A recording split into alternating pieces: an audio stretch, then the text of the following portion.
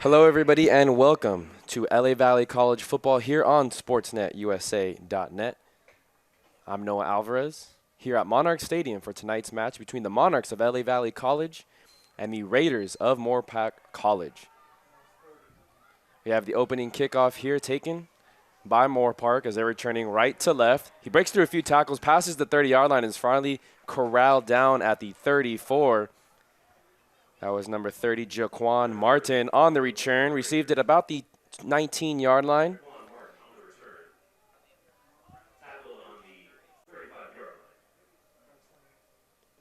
And that sets you up for the match tonight that we have here at Monarchs Stadium.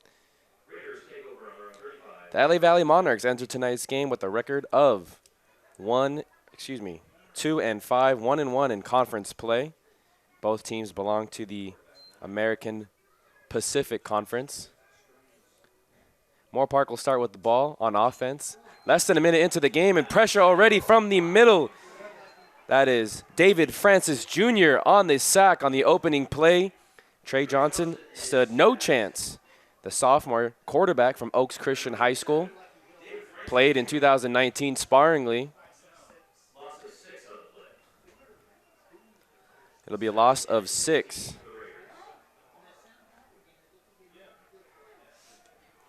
Second down and 16, ball on the Moorpark 27-yard line. He's going to hand it off up the middle to his running back, Daniel Pierce. Daniel Pierce scoots for about 3 yards. And I'll set up a 3rd and long. LA Valley thrives in these 3rd and long scenarios.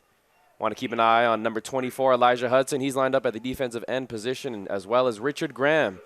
He's lined up on the right defensive end position. They have very good speed coming from the edges. A lot of good speed on this field from the linebacker and safety position for LA Valley. As this one's a quick pass over to the right side. Caught and pushed out of bounds at the original line of scrimmage at the 35. That is Jacob Carbajal. So the first completion for Johnson. First reception of the night for Carbajal. And I'll set up a 4th and 9. So 13:20 left to go, and LA Valley forces a 3-and-out on the opening possession of tonight's game. Again, we'd like to welcome everybody tuning into the broadcast. You are watching. It's a play fake. It's a fake punt. The punter tried to throw it to his receiver, who did have a step. Isaiah Moon is the gunner on the punt team on the right side. It was a punter, Therine Jimenez, who threw it left-handed, but tipping it away was Michael Crowder. So LA Valley prepared for the trickery, was able to get a hand on it, and now they're going to start their own possession on the plus side of the 50. Already the Monarchs have a chance to get on the board first, something we haven't seen very much for LA Valley this season. If you're just tuning in, Monarchs are 2-5 on the season, 1-1 in American Conference play. He's going to throw it out deep for Cameron Lewis, and it's off his hands. He was in the end zone as he was trying to make a tough catch over defender Kashtan Haferdi. Isaiah Johnson is the 4th quarterback to play for the Monarchs this season. They had a series of injuries to their starter, who was Zachary Chevalier. Then Ezekiel Savage went down with an injury, and then 3rd-string quarterback Wesley Shamanga also went down with an injury. So Isaiah Johnson, who started out the year as a linebacker, now thrusted into quarterback duties. He does have experience playing quarterback under his belt at the community college level. He's going to hand it off to Jerry Mack up the middle. Gain of about a half a yard, not much going on, setting up 3rd and 9. So between these two teams, Moorpark and LA Valley, there might be a little extra incentive between the few players, as Isaiah Johnson and a handful of other players, including Dupree Fuller Jr., the leading receiver on this Monarchs offense, played for Moorpark College in 2019. They transferred during the pandemic year. So might be some extra incentive for Coach Stewart on the other side, as Johnson's going to drop back, throw it to Lewis over the middle, caught at the 24-yard line, takes a big hit, but he hangs on. Brought down by Devin Harper coming from the safety position. Good catch and throw. Not much pressure, too. The O-line did a nice job of providing a comfortable pocket for Isaiah Johnson. So the first 3rd down conversion First and 10 now from the Moorpark 23-yard line. 12:09 left to go in the first quarter. Monarchs taking on the Moorpark College Raiders. LA Valley in their all-black uniforms, black jerseys, black pants, gold helmets. Johnson's going to look right to Dallas Martin. He throws a high point ball, but Martin cannot come down with it. In coverage was Daniel Pierce. Last week was an entertaining game between Santa Barbara City College and LA Valley College. The Vaqueros of Santa Barbara City came into the game ranked 25th in the state, and LA Valley got into a big 17-0 hole, but they found a way to manage, claw back into that game. They were down 24-7 at halftime last week, but they've managed to win that game 34-30. Johnson on the keep to the left side. Gets about to the 20-yard line over on the left hash. So it should set up a 3rd and 6 coming up. A reminder, you are watching Monarch football here on SportsNetUSA.net. I'm Noah Alvarez. 3rd and 6 coming up for Isaiah Johnson and the offense. He has 3 receivers over to his right. Dupree Fuller Jr., the man of last weekend against Santa Barbara City. He's in the slot over on the right side, and there's a penalty flag thrown before the snap is made. It's a false start penalty, so 3rd and 11 coming up for the Monarchs. In last week's game, Dupree Fuller Jr. came away with 10 receptions, 136 yards, and 2 receiving touchdowns, which ultimately being the decided factor. The Monarchs outscored the Vaqueros 27-6 in the second half to come out victorious last week by a score of 34-30. They scored that final touchdown with less than 9 seconds left to go in the game. So it was a nail-biter of a game. Both these teams evenly matched on paper, as now 3rd and 11. Johnson's going to drop back, roll to his left, pressure that way, and he throws it right to the defender.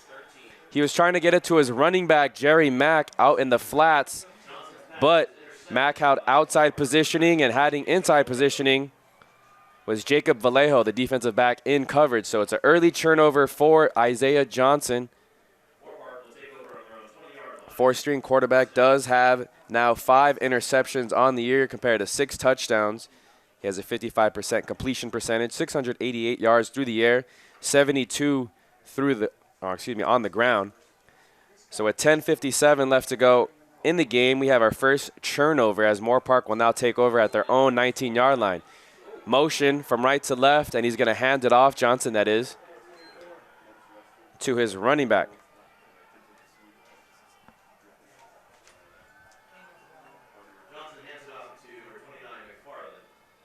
Starting at running back is Jamar McFarland for Moorpark. They're going to come out in trips to the left. Moorpark entering tonight's game 2-4. They only played 6 games because last week their game with LA Pierce was postponed to November 20th.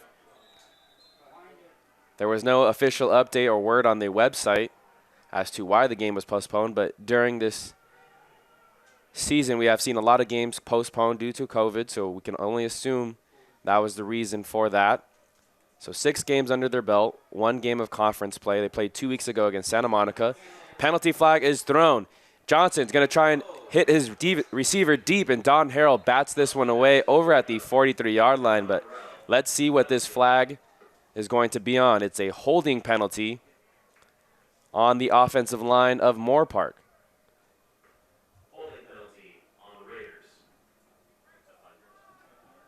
The intended receiver was Jalen Thompson over on the right side. 10:11 left to go. The sun is just setting here at Monarchs Stadium here on the campus of LA Valley College in the community of Valley Glen. 3 receivers over to Trey Johnson's left. Justin Ogley, number 18, the receiver on the far side. They're going to swing it out to his running back, McFarland. Screen over on the right side. He's tackled down at the 14-yard line and should set up 3rd and long.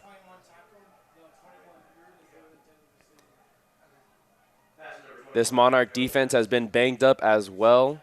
using a lot of different players who are playing out of position here at the community college level, but they're making a way using the speed and athleticism on this roster to create pressure, get turnovers, as Johnson, empty backfield, gonna scoot. No one open, so he takes off on the right side, and he is tackled down by Jordan Stevenson, one of the sophomores that was honored pregame for sophomore night here at Monarchs Stadium. He tackles Johnson down at the 23-yard line, and it'll set up a 4th and 7.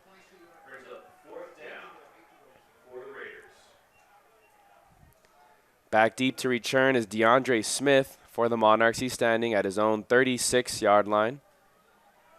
Jimenez back deep to punt. He attempted a pass on his first punt attempt. This one he gets off. It's a nice one, high one. Smith backs up to his 30, takes it on the hop. Makes the first 2 defenders miss, and he muscles his way forward to the 37-yard line. A reminder, you are watching LA Valley College football here on SportsNetUSA.net. I am Noah Alvarez. There is 8:50 left to go here in the first quarter. It's still scoreless between the Monarchs and the Raiders. As I mentioned earlier, you can't see it on the video, but beautiful skies here, beautiful weather for football. Shade of orange and red in the clouds with purple as the sun sets over here at Monarch Stadium. Johnson going to hand it off to Mack. Mack over on the right side. He breaks contain, and he gets tackled down at the 40-yard line. Gain of 3. As I mentioned, Johnson taking over for the 3 quarterbacks on the roster that got hurt during this season. Started Week 4 against LA Harbor and has been the starting quarterback ever since. Led this team on a miraculous second-half comeback last week. He has 3 receivers over to his left. His favorite target is number 5, Dupree Fuller Jr. It's a speed option over to the right. Johnson fakes it to Mack. He keeps it himself, muscles his way forward to the 47-yard line, 48, and it'll be enough for a first down. So Johnson did start this season off as a linebacker, but in 2019 he played quarterback for the Moorpark Raiders.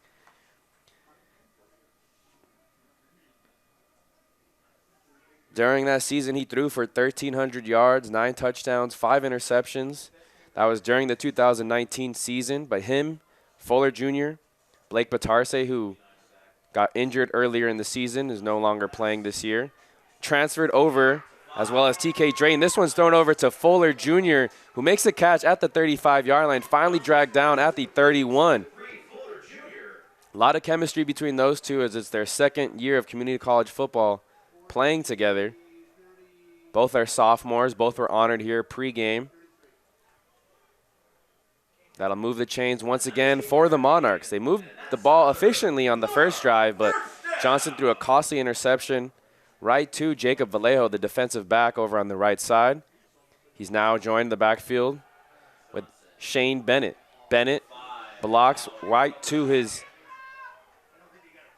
And now Johnson throws it over to Fuller Jr. on the out route. He muscles his way forward to the 24. 1 yard shy of the first down marker.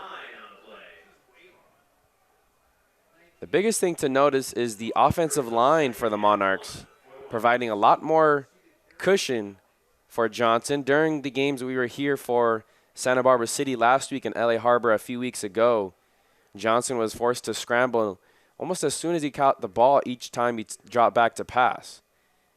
Already early on, we've seen him have a very comfortable pocket. This time, read option to Bennett. He's going to keep it himself over to the left side and finally pushed out of bounds, and expect a flag on this one.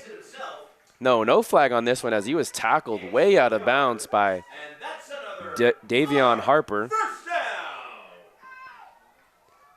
It'll be another first down for Isaiah Johnson and the Monarchs. Let's tell you about the offensive line for the Monarchs. At right tackle is Jimmy Garcia, freshman from Burbank High School. At right guard, Taleem Thompson, big 6'6" sophomore from Salem, New Jersey. Johnson's going to drop back. He's going to look left, throw it to his receiver, Daniel Del Villar, but just out of his reach. Second down and 10 coming up. At center, wearing number 52 in tonight's game, is Scott Clark. 79, left guard is Max Villa. And left tackle, big Ethan Hazan, 6'8" freshman from Taft High School.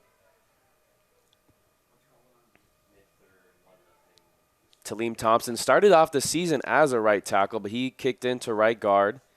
Jimmy Garcia actually started as a guard, kicked out to right tackle. They had a few injuries on their offensive line as well.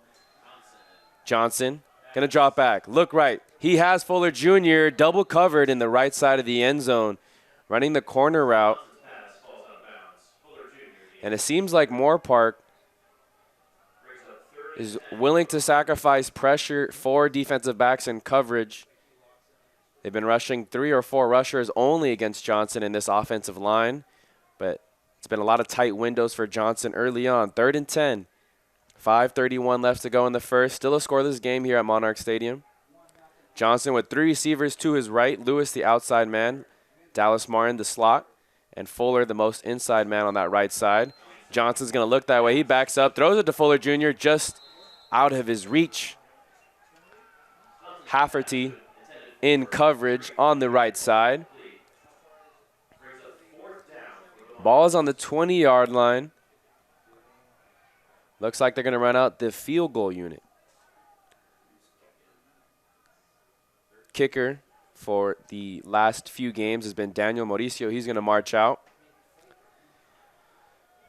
Holder is placed up at the 27-yard line. It's a fake. Dallas Martin motions out like he was running out to the sideline, and Daniel Del Villar makes an easy pitch and catch as Moorpark was not expecting the fake. It's a touchdown. A little bit of trickery we've seen from both sides. However, LA Valley able to pull this one off successfully on special teams. It would have been a 37-yard field goal attempt. Mauricio's only attempted 1 on the year. He missed it. So I was a little surprised to see the kicker run out there. However, they motioned out Martin. I'm surprised no one from Moorpark went out to cover him. And it was an easy pitch and catch as he just ran up the field. Daniel Del Villar, who was the hero last week and caught the game-winning touchdown with 10 seconds left to go in the 4th quarter, threw that one from his holder position. Referees talk about it again, and they do make it official. It's a touchdown for the Monarchs. Pending the extra point, they will go up 7-0 with 5:22 left in the first. Kick is up and through the uprights for Mauricio.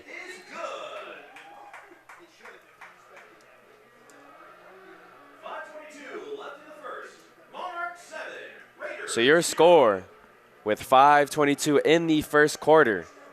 Monarchs 7, Raiders 0. A reminder, you are watching LA Valley College football here on SportsNetUSA.net. I am Noah Alvarez.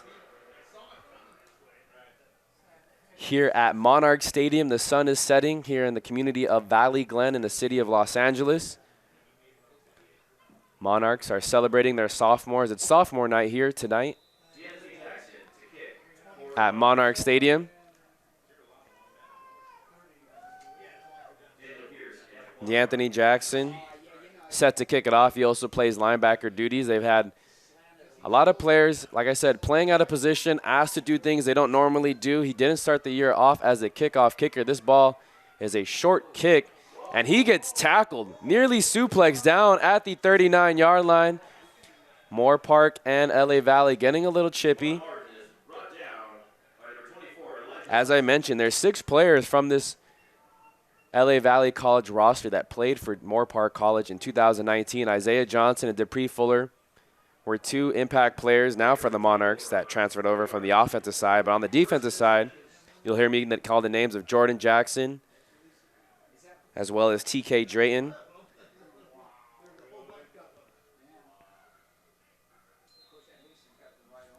Six players came from that Moorpark College roster in 2019. But now the 2021 Raiders are looking to answer back as they trail now 7-0. They hand it off to McFarland up the middle. Minimal gain there. Excuse me, that was Donovan Davis, freshman from Camarillo. If you look at these teams, both entering tonight's game, averaging 19 points per game, but giving up 39 points on Moorpark's end and 47 points on the Monarchs' end. So both teams give up a lot of points, don't score a whole lot, but the Monarchs play a lot tougher at home as this second down play is going to go nowhere. Another handoff to McFarland up the middle. In on the pressure. From the outside linebacker position was Gabriel Hernandez. As I mentioned, you'll see a series of different linebackers. Not a lot of defensive linemen here on this roster that play, as they suffered a few injuries. And this one, free play for Trey Johnson. He's going to chuck it deep on the right side. Tried to get it to his tight end on over there. That was Therain Jimenez. It's a offsides penalty. They did not call it. I do not see a flag thrown. Coach Mike Stewart in his sixth year over at Moorpark College has to be frustrated. No, they do call it. They do throw the flag. Didn't see it behind one of their players. So to set up a 3rd and 1 now after the offsides, it was a free play. Keep an eye on Richard Graham. He's lined up inside position. Again, this time it's a high snap. Trey Johnson can't fall on it, but there is a flag on the play, probably for another offsides. Vernon Tucker is going to run it in for what he thinks to be is a touchdown, but the referees blow the whistle, and I believe this is going to be another offsides. Some undisciplined play from the defensive front of LA Valley early on. Should give the Raiders a first down, currently at their own 49-yard line.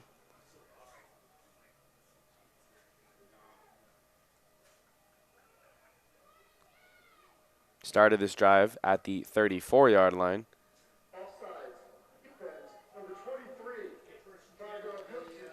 Offside penalty on Jordan Stevenson.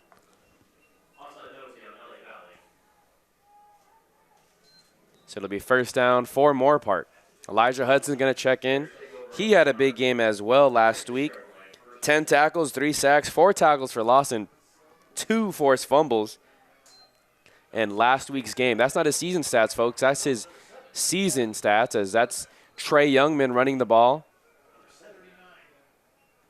He is their running quarterback for the Moorpark College offense.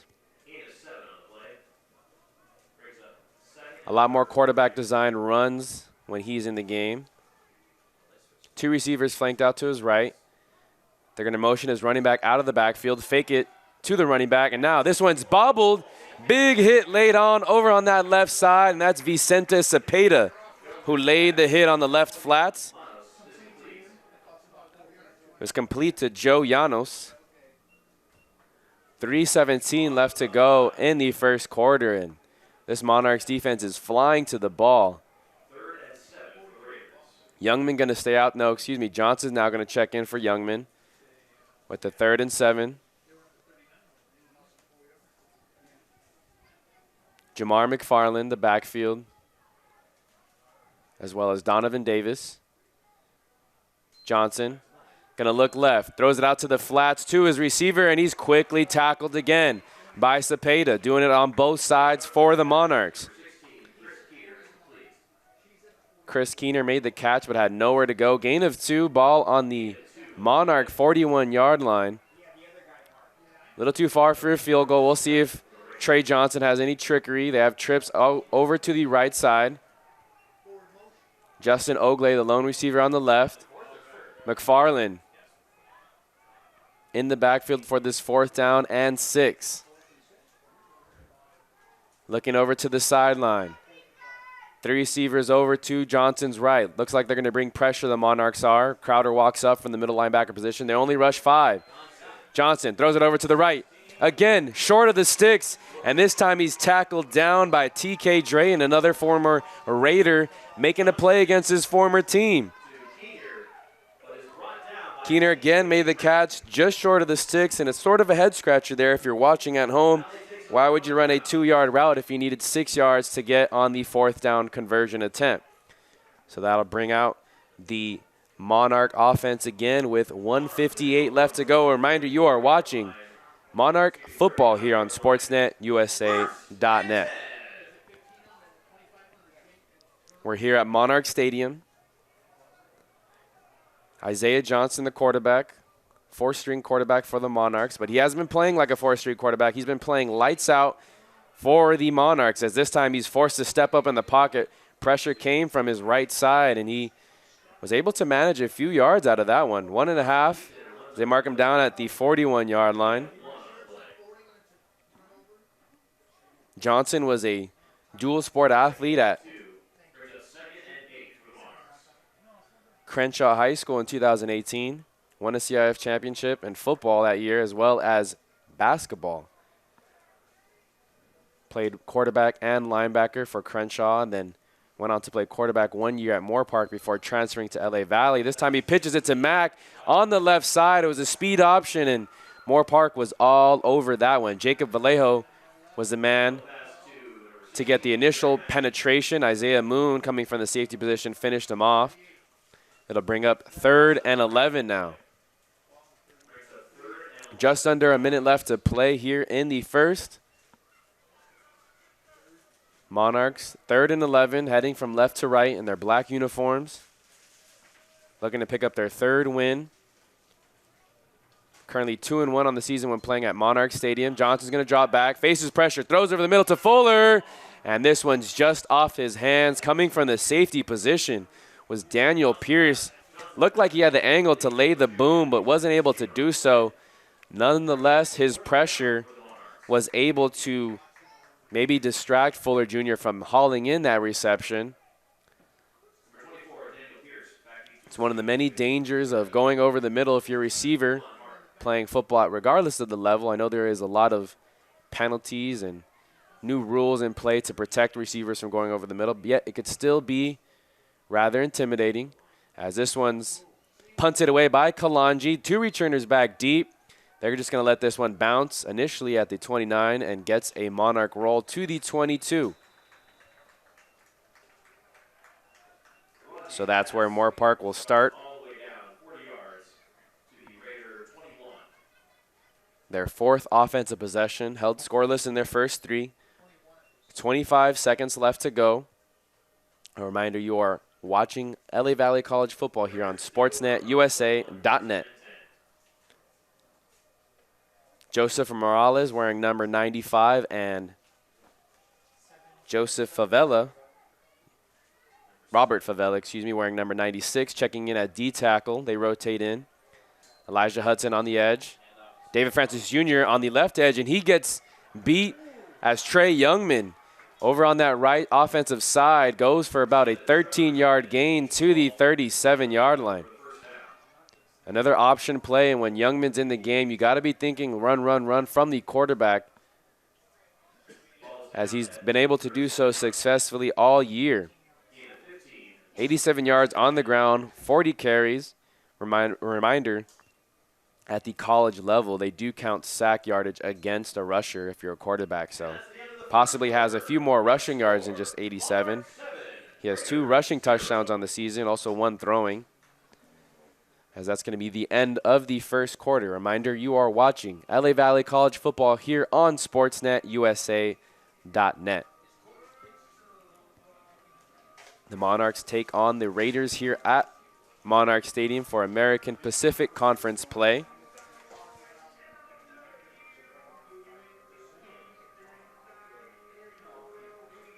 American Metro Conference play. No, American Conference. As I mentioned, the Monarchs coming in with a lot of momentum after their 34-30 victory over Santa Barbara last week. However, the Raiders coming in very fresh. They haven't played in 2 weeks. Their last game was a 44-41 victory over Santa Monica.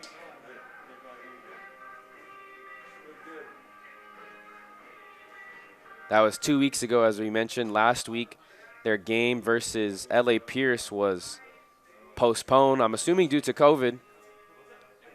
And so now there are a much fresher team out there Like I said, evenly matched. Both give up a lot of points. Only scored 19 points each offensively. Monarchs average about 212 yards on offense. Moorpark 331. Both coming off big wins, tight wins. Lester Towns in his second season. And this one looks like going to be a false start. Flags are thrown. Teams are pointing at each other as now Moorpark's heading from left to right. Yep, false start on the Raider offense.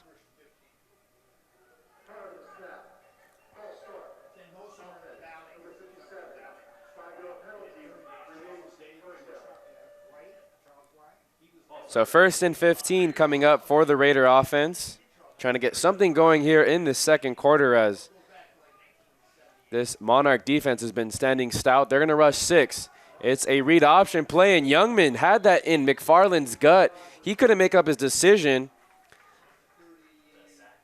And I couldn't tell if that was, I mean, both players got tackled. You couldn't really tell who kept it in that one. Regardless, the pressure for the Monarchs keying in on both the running quarterback and the running back, as now Trey Johnson's going to trek in. Johnson, more of a thrower, trips to his right. He's going to look backside, and enough for the first down. Well, we'll see. He went back for the ball. Alexander Jones makes the catch, and they're going to reel him short. 3rd and inches coming up for the Raiders. Jojo Morales and Favela going to check out. Getting more speed out there on the field. John Moore, one of the sophomores mentioned pregame. He's in press coverage here on this near sideline. 2 receivers each side after they motion the receiver from right to left. They're going to try and throw the seam route to Chris Keener, and he was open, but behind him was the throw from Trey Johnson. And I'll set up 4th down. The chains actually moved like it was 1st down, so a little bit of confusion right there from the chain crew. Zepeda's going to march back deep to return this punt. Jimenez, we've seen him fake it. This time he punts it deep.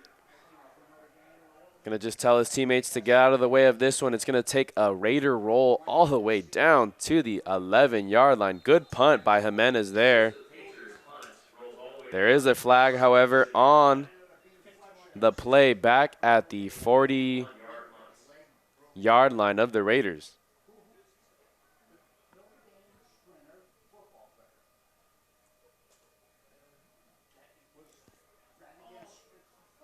If you're just tuning in, the Monarchs have a 7-0 lead over the Raiders of Moorpark College. It looks like the referee's talking to Stewart's sideline over there at Moorpark.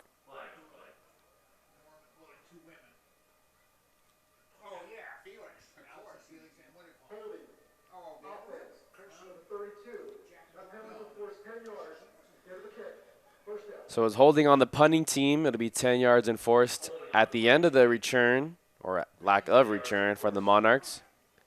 So they should begin their possession at their own 21-yard line. A reminder, you're listening to LA Valley College football here on SportsNetUSA.net. You can tune into a lot of community college football action on the website, SportsNetUSA.net, that is. Earlier today, you could have watched Golden West take on San Bernardino Valley College. Golden West was down going into halftime, where they were in threat of going down, but they went and scored 35 unanswered points to defeat San Bernardino Valley by a final score of 45-21. They're currently ranked in the top 10 of the latest CCCSIA rankings. That's a team that we broadcast a lot, and my alma mater. And then you can watch them. Their game was at 1 p.m. It was scheduled to be tonight. However, Fullerton and San Diego Mesa will play their game on November 20th due to the game being canceled due to COVID protocols. And going on currently as we're broadcasting this game, ELAC, they're taking on College of the Canyons. They're down 7-0 as they enter the beginning of the second quarter. Both their game and our game started at 6 p.m.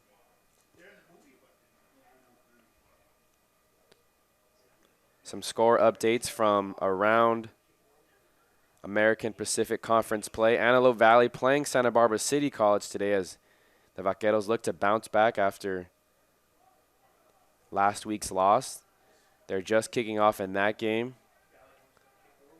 0-0 between Antelope Valley and Santa Barbara City, and then LA Pierce had to postpone their game against Santa Monica. So, again, nothing official from LA Pierce, but one can only assume if they're out 2 weeks, it's due to COVID protocols.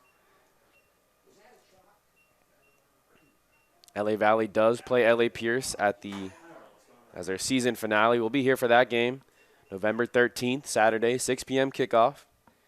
The Monarchs take on Santa Monica at Santa Monica next weekend if you can travel with the team. 13:43 left to go in the second. The referees are still discussing on what the penalty is and how much yards should be allotted. Originally, Coach Towns elected to take the yardage after the return. However, now they're backing the punt team up. Zepeda stands at his own 33-yard line waiting for something to happen. Referees, again, still meeting. Maybe talking about what they're going to have for dinner tonight after the game. As Jimenez talking to his personal protectors. Now the main referee is going to talk to Coach Mike Stewart. So confusion all around between the sidelines, the referee, the broadcast booth, and the PA announcer here at Monarchs Stadium. A reminder, you are watching LA Valley College football here on SportsNetUSA.net. As I mentioned earlier in the broadcast, 6 players from this Monarch roster are previously played for Moorpark College in the 2019 football season. That includes starting quarterback Isaiah Johnson, starting receiver and hero of last week's game, Dupree Fuller Jr., as well as starting defensive back TK Drayton. Jordan Jackson also sees a lot of reps at linebacker. He came from Moorpark College, didn't play a whole lot. And then George Moradians, as well as Blake Batarse, who are not dressed out for tonight's game. They did play earlier in the season, out due to injury. And it looks like it was a penalty on LA Valley, so confusion all around. LA Valley will start at their own 5-yard line, so referee mismarked it and miscalled it. He said holding on the Moorpark College Raiders. Now it's a holding on LA Valley on the return. So Johnson will start at his own 5. Bennett gets the handoff. He's running laterally. He nearly gets tackled in the end zone. And he gets tackled at the half-yard line. Now the referee marks it a safety. The referee here on this near sideline marked it down at the half-yard line. It was a sweep play designed for Shane Bennett. He just went lateral, and he's getting an ear from head coach Lester Towns. So not what you see every day at a football game. The Raiders get their first points of the evening via safety. 2 points go on the board for Moorpark, and they get the possession. 13:33 left here in the second quarter, and just all sorts of wackiness. We'll see if this throws the Monarchs out of their rhythm and maybe gives some sort of momentum to LA Valley College, Moorpark College. Let's see if they could ride that momentum as Kalanji's going to come in to punt the ball from his own 20. Back deep to return is Daniel Pierce and Jaquan Martin, standing about their own 34-yard line. Kalanji punts this one. It's going to go to Martin's right. He catches it at the 39, reverses field, and he's going backwards the wrong way. He makes the first man miss, but hit hard by the sophomore, Jordan Stevenson. We've called his name a few times. He didn't play last week, but he's suited up tonight, the sophomore from St. Louis, Missouri.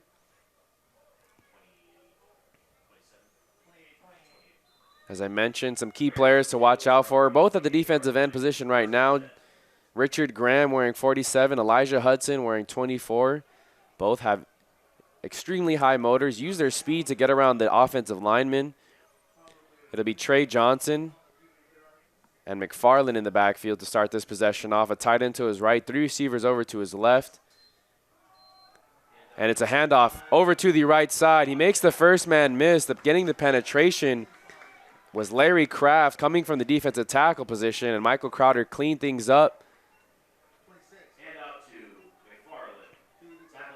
Again, some of these guys playing defensive line like DeAnthony Jackson, David Francis Jr., Larry Kraft. These are guys who started the year off as linebackers, but as players either got injured or no longer a part of this team, were thrusted into defensive line duties, and they use their speed to create pressure and fill their gaps. As this time, McFarland's able to push the pile all the way to the 36-yard line. That'll bring up a 3rd and 2 for the Monarchs. Check that, the Raiders. Michael Crowder playing middle linebacker, as well as Gabriel Hernandez over on the left side. Jordan Stevenson in the game. And at the safety position, creeping up into the box is Sean Wilson. Looks like man coverage from the secondary. They're going to motion the receiver from right to left. Handoff to McFarland, and no one was fooled there. P.J. Trusty making the play. Both P.J. Trusty and Richard Graham have been what you could say the Energizer Bunnies on this defense for the Monarchs all season. They're both the leading tacklers. They both play with a high motor. They both have made impact plays time and time again in the backfield, recovering fumbles, scoring touchdowns, making interceptions, doing everything this Monarch defense needs to keep them in contention. And we see them make big plays here at Monarchs Stadium. This is a short punt. This might have bounced off of a LA Valley College person, and it is. It's down at the 31-yard line, and the referees are going to say it's Moorpark College ball. This was bounced off and hit P.J. Trusty, who just made the play. It was such a short punt that he didn't see it bounce off of him or where it was going to bounce. Zepeda told everyone to get away from the ball, but Trusty had no chance as that ball maybe traveled 15 yards in the air. So unfortunate luck as you give up the safety, have to punt the ball away. Do hold them on defense, but because of some sloppy play and an unfortunate bounce on a punt, it's again Moorpark College ball. And it was a holding penalty. So some undisciplined play by the Monarchs early on, setting themselves up in a big hole.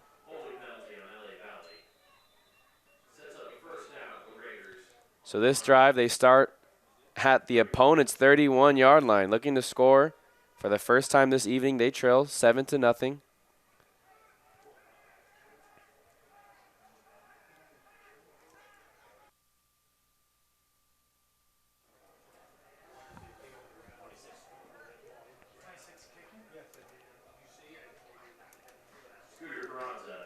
So weird sequence of events here on SportsNetUSA.net. I'm Noah Alvarez. We are here at Monarchs Stadium bringing to you LA Valley College football here on SportsNetUSA.net.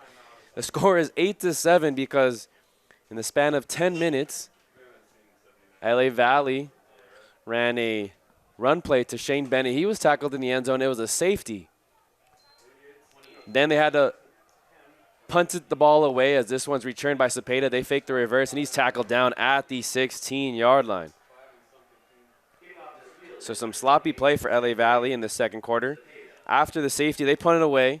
They do get a 3-and-out, their defense does, but on the short punt by Jimenez from Moorpark, it bounces, hits P.J. Trusty because it was such a short punt, he had no idea where the ball was, couldn't get out of the way. And then they make a defensive stand. LA Valley actually gets an interception 2 plays into that drive. Sean Wilson comes away with it, but he's down at the 6-yard line.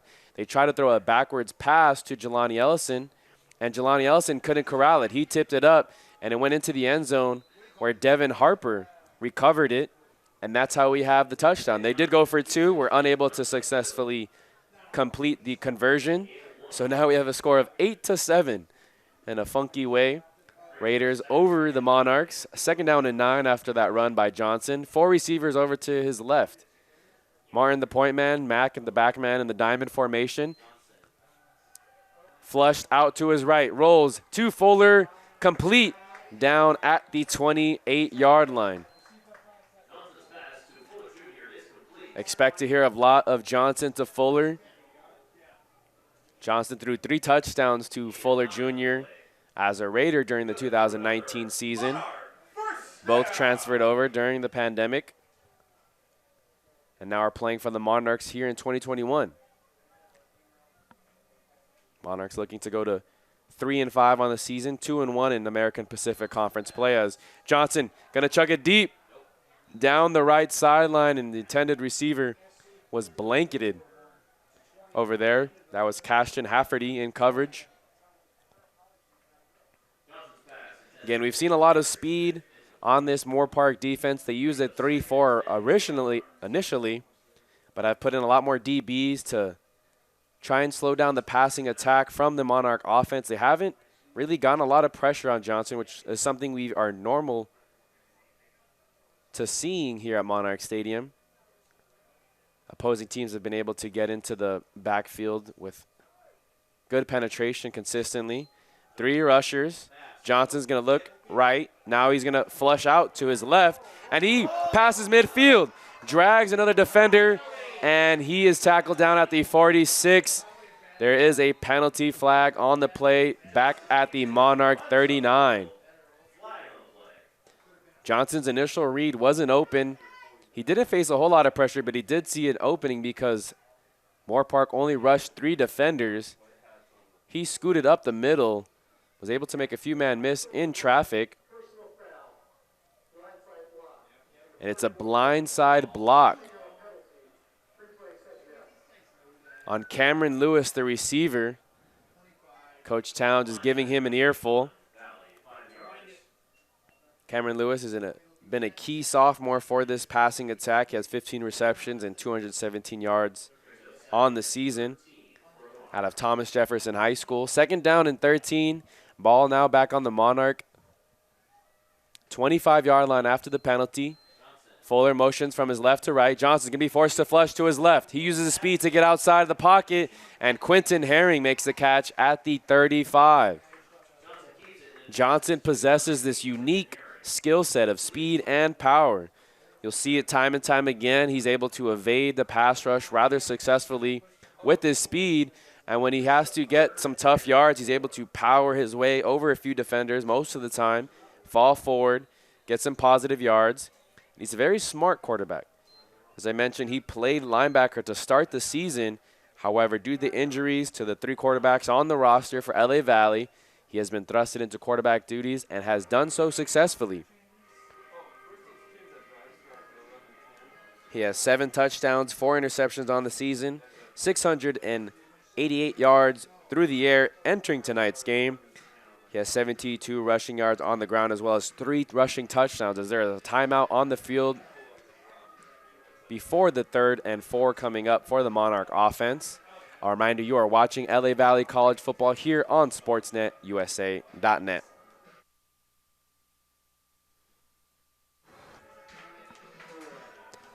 .9:14 left to go here in the 2nd quarter. If you're just tuning in, you missed out on a rather exciting sequence of events if you're a Moorpark fan, as they were able to score on a safety, and a few minutes later they were able to score on a fumble recovery for a touchdown. There's a backward pass to Jelani Ellison. So 3rd and 3 coming up, ball on the Monarch 35. Split backs. Ellison in the backfield along with Jerry Mack. Excuse me, that's DeAndre Smith. They're going to hand it off to Mack over to the right side, and he's lucky to get to the line of scrimmage. First one in on the tackle there, number 54, Amari Thomas, playing defensive line position for the Raiders defense. You would think with a 3-man front, the offensive line would be able to get more of a push. 8:45 left to go, and the Moorpark sideline's going to run over and call a timeout. Think things over, as maybe he didn't like the look that the Monarch offense gave him. 8:46 left to go now in the 2nd. A reminder, you are watching LA Valley College football here on SportsNetUSA.net. The Monarchs are riding high on momentum off of their 34-30 victory last weekend here at Monarchs Stadium over Santa Barbara City College. The Monarchs were down 24-7 at halftime, and what many of the fans in the stadium thought was it was going to be another blowout here as they're playing a ranked opponent. The Vaqueros came in ranked 25th in the latest CCSIA rankings that week. However, they were able to outscore the Vaqueros 27-6 in the second half and win that game by a final score of 34-30. Johnson connected with Daniel Del Vilar on a touchdown with 10 seconds left to go in the game. Johnson now 4th and 3. He's going to power his way forward and get to the 42-yard line. Again, we just talked about it a few seconds ago. He has elite speed to get out of the pocket when he's facing the pass rush, and he has the power of a linebacker to push the pile and run down situations like that. You got to think, if Johnson started the season as a quarterback, how different would this Monarch team look? This Monarch team also plays with a lot more swagger here at Monarch Stadium. 2 running backs in the backfield with Johnson. Johnson's going to keep it up the middle and tripping him up, saving him. The Moorpark defense from a big gain was defensive back Peyton Casillas. He actually plays linebacker, Peyton Casillas, wearing number 31.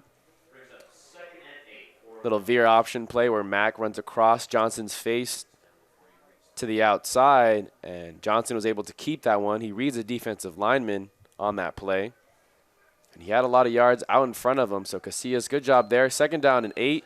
This time he does hand it off to Mack, and Mack is met by a wall of Moorpark Raider defenders.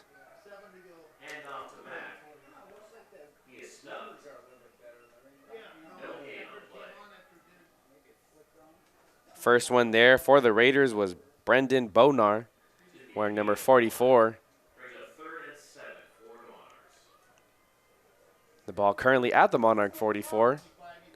7:09 left to go in the second quarter. Johnson and the Monarch offense looking over to the near sideline, getting their play in. Smith and Bennett now in the backfield. Martin's going to motion from left to right. Fuller Jr. by himself on this left side. 2 safeties deep. They're going to swing it over to Smith in the flats, and he's tackled down finally at the 44-yard line. So it gets back to the original line of scrimmage. But there is a penalty thrown. We've seen a lot of stoppage in this second quarter. The first quarter rather flew by rather fast. Holding penalties declined, so bring up 4th and 7 from the Monarch 44. They're going to run their punt unit back out there. As I mentioned, the Monarchs scored on their first offensive possession but have been held scoreless since. And both teams ran the ball a good amount, so the clock was moving during the first quarter. We're barely 6.5 minutes in here, or 6.5 minutes left here in the second quarter. Kalanji standing at his own 30 to punt this one away. Daniel Pierce back deep to return at his own 19. This one nearly blocked. Kalanji able to get this one off. It bounces in front of Pierce, takes the Monarch roll, and finally settles down at the 4-yard line. Great punt there by Kalanji, and if you're Pierce, you'd like to see yourself make that catch to prevent, because those low-line drive punts, a lot of times they have the bounce that favors the punter. So the Raiders start deep in their own territory. Have to be careful of any penalty or maybe getting a safety of their own, as they scored on a safety earlier in the game. Raiders have an 8-7 lead here at Monarchs Stadium. A reminder, you are watching LA Valley College football here on SportsNetUSA.net. Trey Johnson going to come out for the Raider offense. 2 running backs in his backfield. That's Davis and McFarland. Keener going to motion to the left side of the formation now.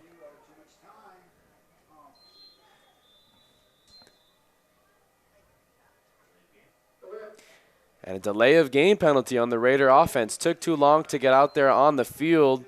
They're already at the 4-yard line, so you're going to go half the distance to the goal. Ball should be at the 2. And they're digging themselves a bigger hole. Marching back. 1st and 12. Can the Monarch defense come up with a huge stop or maybe even a big play? Score a touchdown, get a safety, get some points on the board for the struggling offense. They're going to motion Davis over to the left side of the formation. Look that way. Now he's going to throw it deep.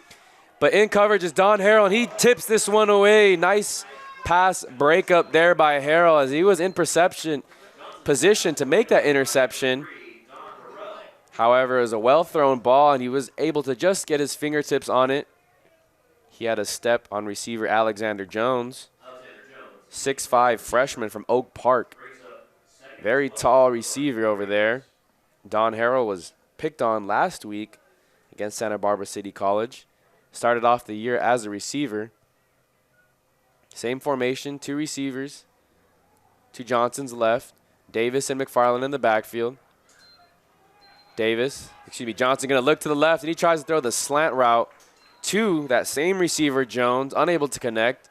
Again, sails just out of his reach. A lot of overthrown balls we've seen from Johnson early in the game. As a coach over on that Moorpark sideline, you maybe want to tell Johnson to settle down, putting too much heat on a lot of his throws, and they're just sailing on him. He has an interception already on the evening, missed a few wide open receivers like he did there. 3rd and 12, still at their own 2. Johnson, 2 receivers to each side of him. Monarchs going to bring 8. He just throws this one away to the far sideline, and Johnson runs over to the hedges over there as he really didn't want to get hit by any of those Monarch pressure. The pressure sent by the Monarchs there on that last possession. Incomplete pass over there on the left side. Now, tricky situation for Adrian Jimenez. Again, we might see the Monarchs bring in a lot of pressure here on this punt return. Jimenez stand at the back of the end zone, and he nearly gets this punt blocked. Zepeda's going to stand at his 35, calls fair catch. Not his own 35, that's the Raider 35. So the Raiders flirt with danger there, but are able to escape being back deep into their own territory. And the Monarchs now start in good field position.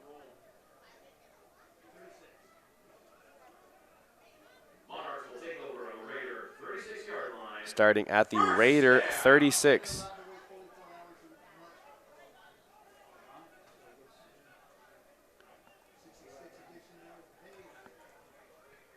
They trail 8-7. 5:45 left to go in the second quarter.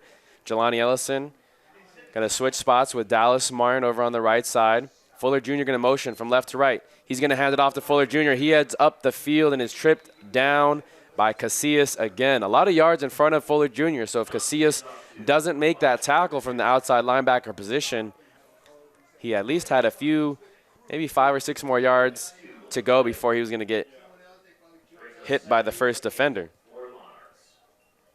2nd down and 8. Again, empty backfield for Johnson. Fuller Jr. and Cameron Lewis, the receivers here on the left side, as well as Dallas Martin in the slot. Ellison and Herring, the 2 receivers on Johnson's right. 3-man rush. Johnson's going to look to his right. He throws it slightly behind Herring and does – no, that was Smith. He caught the pass. It was a pass over the middle. He's brought down at the 11-yard line. We were waiting for the referees to give the signal of the catch. Such a bang-bang play. He took a big hit, too, from the safety, Daniel Pierce. We've seen that a few times. Again, only 3-man rush, so they're going coverage here, the Raider defense is. Trying to slow down Johnson's passing attack. 5 receivers again. 3 to his left. They're going to motion Ellison from the right to left. This time, Isaiah Johnson keeps it, breaks through the first initial defender, scoots over to the right, gets through 2 defenders and walks into the end zone for a touchdown. Johnson has the strength of a linebacker, as you saw there, but he also has the speed that you saw right there at the tail end of that play, bursting to the end zone from the 7-yard line after he made 2 defenders missed.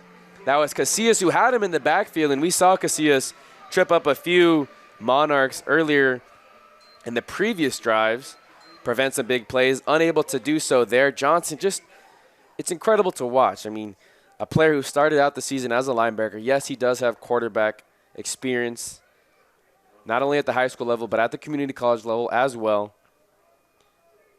But started out this year as a linebacker, was one of the leading tacklers 3 games in, as they're going to go for 2. Johnson looks to the right. This one's batted far off of what looked to be a defensive end coming in. That was Jacob Vallejo who came in on the blitz. That ball landed at the Raider 33-yard line. It was just sitting there near the Moorpark sideline. It was a swing pass attempt for Isaiah Johnson. But just to finish the thought, Isaiah Johnson was a leading tackler on this team, and it just shows what a phenomenal athlete he is to pick up mid-season, drop his linebacker position, relearn, or not even relearn, learn a whole new offense, get to know a whole bunch of receivers that he's never thrown to before, with the exception of Dupree Fuller Jr. And he's performed much better than the quarterbacks that started off the season on this Monarch roster. So DeAnthony Jackson's going to kick it deep to the 20-yard line. Returned there by Daniel Pierce. He gets to the outside, makes a man miss. Only has a kicker to beat, and catching him from behind is P.J. Trusty. P.J. Trusty makes the tackle from behind on special teams. So big special team play there, and the Raiders are going to start on the plus side of the 50 at the Monarch 30-yard line. The Monarchs have a 13-8 lead over the Moorpark Raiders. A reminder, you are watching LA Valley College football here on Sportsnet, USA.net.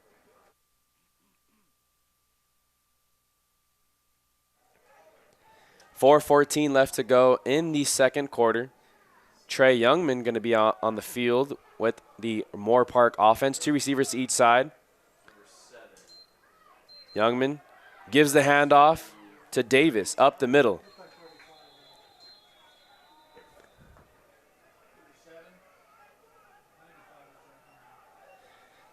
That's actually a new running back, Tyree Morrison, who got the handoff. 3 receivers over to Youngman's left. Quick snap. He throws it that way, and again, this one, nearly intercepted. Don Harrell was in perfect position, and he does the push-ups right there on the 9-yard line after dropping that interception. Again, another overthrown ball. We've seen both Trey Johnson and the backup, Trevor Youngman, overthrow receivers time and time again. Trey Johnson's going to sub in for Trevor Youngman now. Don Harrell could have had that interception over at the Monarch 10-yard line. It would have been the second interception on the evening for the Monarch defense. Some last-minute substitutions made. And because Johnson and a few other substitutions came in for Moorpark, LA Valley is allowed to substitute as well. The referees stand over the ball to prevent the Raider offense from calling hike. 5 receivers out. Johnson in the empty backfield. They're all bunched in tight. 4-man rush for the Monarchs. This one is a drag route dropped there by Jacob Carbajal. But there is a flag on the penalty. False start. It's a false start penalty. A lot of penalties in this second quarter. A lot of time taken up by the referees to talk things over.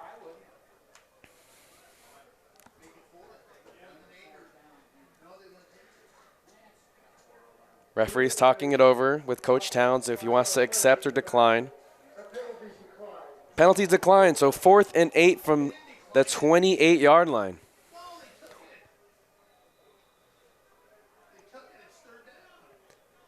Ball on the Monarch 33-yard line. Did he take it? The referees again messing things up. One times too many. Coach Towns chose to decline it, and the white half said he declined it. However, the other referees already marched the ball 5 yards back, so just a little bit of miscommunication there on the refereeing staff. 4th and 8. Empty backfield for Johnson. He's going to look to his right. Backside, hitch route, and it's going to be caught. And walking into the end zone for a touchdown is Adrian Jimenez. However, there is a flag thrown on the play. Dennis Wallace was in coverage, and as soon as Jimenez made the catch, you saw Wallace slide about 3 yards, and it looks like it's going to be an offensive pass interference. Penalties galore here in the second quarter at Monarchs Stadium. Score still remains 13-8 in favor of the Monarchs. You really don't see that penalty called too often at any level of football. It's really hard for an offensive receiver to get offensive pass interference called on them. It was one-on-one coverage for Wallace and Jimenez. And now Jimenez is going to back up and punt this ball away for Moorpark.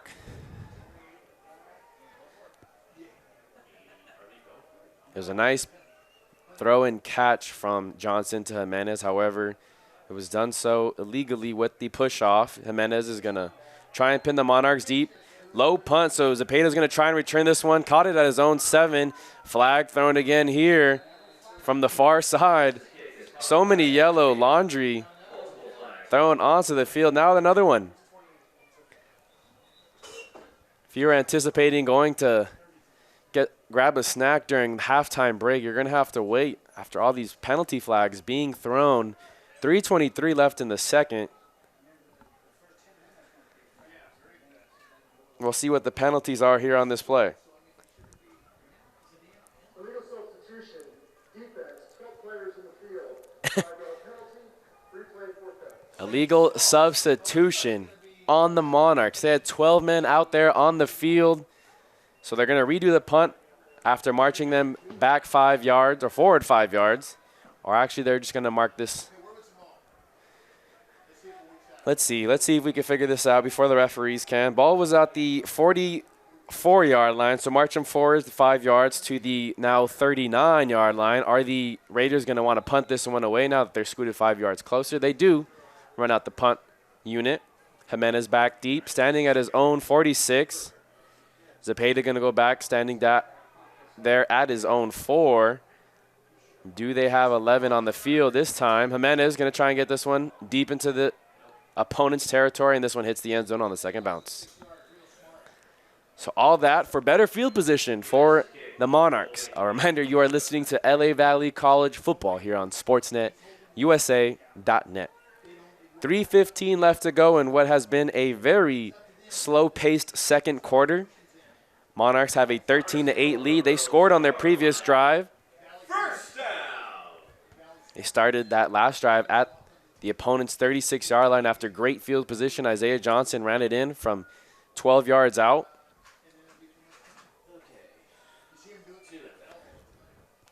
Johnson going to be in the backfield with Jelani Ellison, Martin, as well as Lewis and Fuller Jr. bunched tight to the left.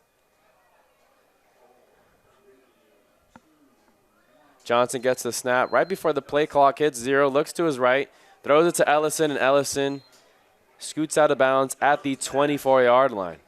Second down coming up for the Monarch offense. 3:07 left to go here in the second quarter. Plenty of time for the Monarchs to drive down the field. I believe they still have 2 timeouts left in this half. Empty backfield right now for Johnson. 3 receivers over to his left. Cameron Lewis, the most outside one on the near sideline. Johnson's going to drop back. 3-man rush for the Raiders. He's going to flush right, look that way, and just throw it out of bounds.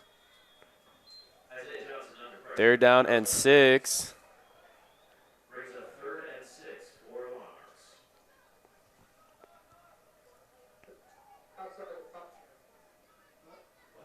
Referees tried to make an announcement there.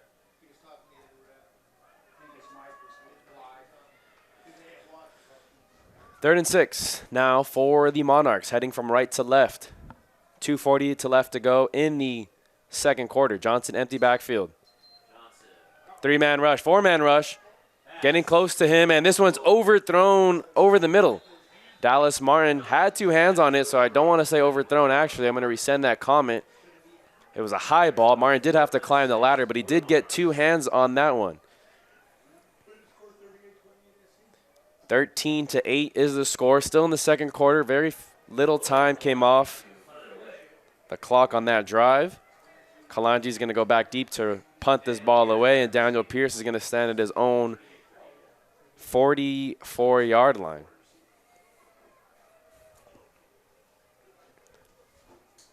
Kalanji, snap low and to his left. However, he's able to get it off. Pierce waves for a fair catch at his own 41-yard line.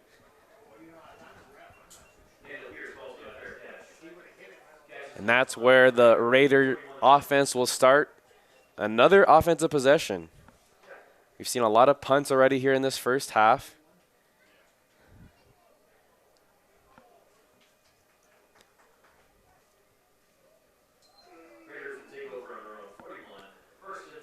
.228 left to go here at Monarchs Stadium here in the second quarter. The Monarchs are looking to advance to 3-5 and 2-1 in American Pacific Conference play. Moorpark entered tonight's game 2-4, 1-0 in American Pacific Conference play. Player runs on the field with 6 seconds left to go on the play clock. Can they get this one off? Trey Johnson in the backfield with McFarland. He does. It's a screen to McFarland. Excuse me, that's Davis in on the play. He gets the screen up the middle and gets tackled down at the 48-yard line. So gain of 7 on the play. Using the aggressive pass rush of the Monarchs against them. Lets them get up the field. Linemen head out to lead block. Try to get down the field for Donovan Davis on that play, and they pick up a nice chunk gain right there. Now they motion Carbajal from right to left. And that's going to be a false start. Slow snap, and we did see that center run onto the field rather late in the first play of this drive. So you got to assume the starting center, who was originally Joel Cardenas on the evening, might be dealing with an injury or was getting looked at, because he's actually currently out there. So it's the starting center who may have been getting either taped or was getting looked at, and he ran out late. Some miscommunication there on the snap count by Cardenas. 1:45 left to go in the second. Second down and 8. Johnson, 3 receivers to his right. He's going to look that way. He tries to throw the deep out to Carbajal, and he overthrows him once again. A flood pattern over to the right. Dennis Wallace was the closest defender in coverage. They bring up 3rd and 8 now. 1:36 left to go in the second. And the defensive backfield for the Monarchs is John Moore, Dennis Wallace, Sean Wilson, TK Drayton, and Don Harrell's the lone corner on the right side. Jordan Stevenson looks like he's going to bring some pressure off that nickel position over there on the right side. Sean Wilson walks up as well. They send 5. Johnson gets this one off to the right side, and this one is incomplete. Through his hands is Adrian Wallace, and there is a flag once again, folks. Looks to be a roughing the passer penalty on PJ Trusty.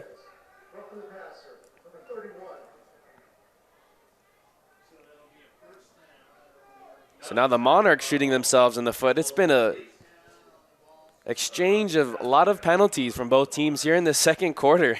This has to be one of the longest second quarters I've ever been a part of. 1:30 left to go in the second quarter.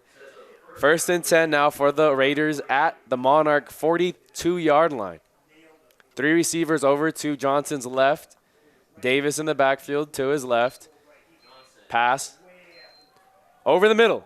This one is caught by Ogle, and Ogle gets tackled down at the 20-yard line of the Monarchs.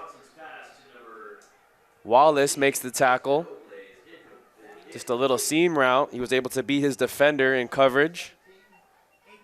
Monarchs rolling with some man-to-man lately. We've seen now 3 receivers over to Johnson's left. Ball still on the right hash.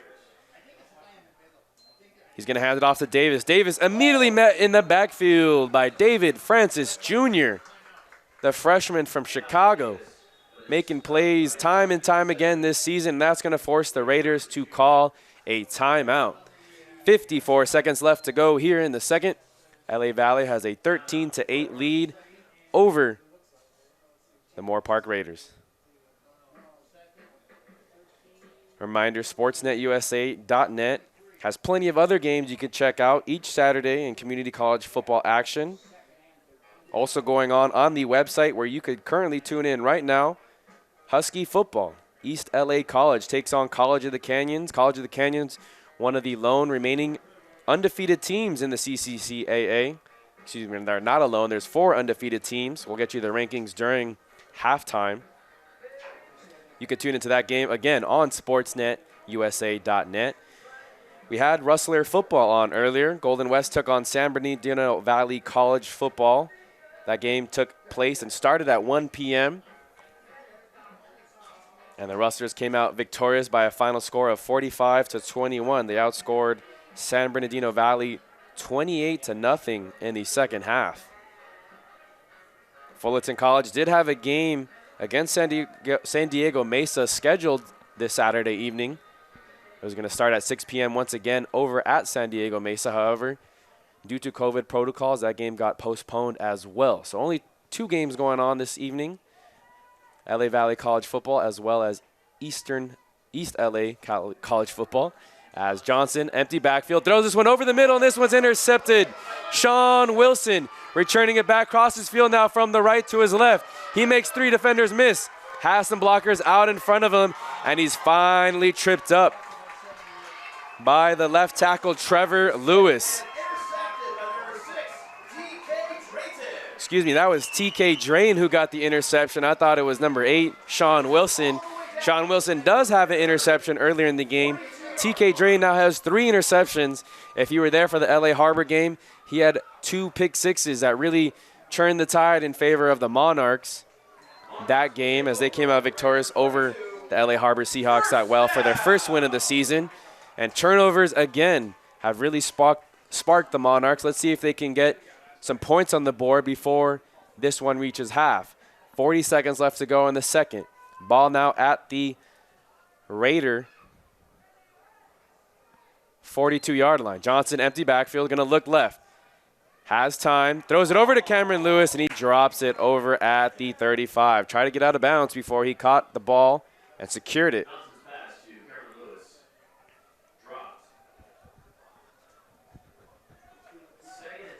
34 seconds, 6 seconds came off the clock on that pass play. Again, Moorpark settling to only rush 3 and really make Johnson beat him with his arm.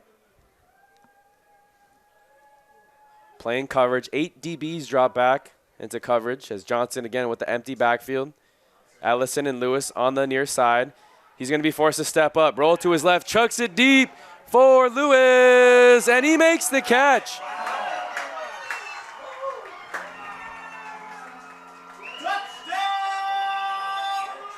That was not Cameron Lewis. It was 88 Adrian Wallace, the freshman from Gardena High School. 4 players on this roster come from Gardena, one of them being Adrian Wallace, and he hauls it in for his first touchdown of the season. Wallace is primarily a special teams player, doesn't see a whole lot of reps on the offensive side of the ball, and that's going to put the Monarchs up, pending the extra point, 19-8. Big throw there from Johnson. He was flushed to his left. Now Mauricio is going to come in for the PAT. He gets it through the uprights. And with 24 seconds left to go, the Monarchs now have a 20-8 lead over the Raiders of Moorpark College. A reminder, you are listening to LA Valley College football here on sportsnetusa.net. I'm Noah Alvarez, live here at Monarchs Stadium. Adrian Wallace caught that last touchdown pass, number 88. Again, mainly playing special teams for much of the year. We did see him run some routes, but not a lot of balls being thrown his way in previous games this season. However, he makes arguably the biggest catch of the season for himself, as now the Monarchs have a 20-8 lead. 24 seconds left to go in the second quarter. Both teams ready for about halftime. As again, this has been a very long second quarter due to all the penalties.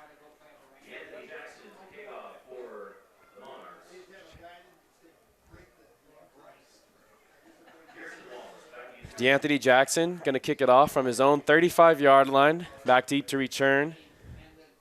As this one's a short kick, taken at the 34-yard line and tripped up after a minimal gain is Kiara Pearson. So 19 seconds left. We'll see what the Raiders have in store. Do they just take a knee and send this one to the half? 20-8 is the score at halftime. We'll have some scores around the CCCAA as well as some updates from the scores in the American Pacific Conference. If you're an LA Valley College fan watching, they're currently 1-1 in conference play. They defeated Santa Barbara City College last week in a thriller. 34-31 was the final score of that game.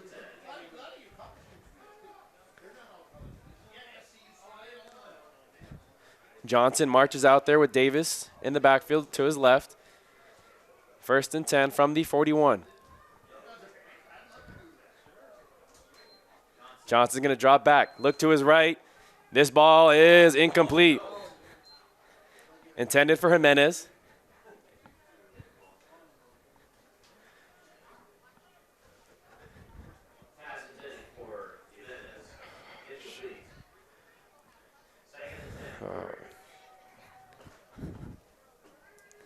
Second and 10 for the Raider offense.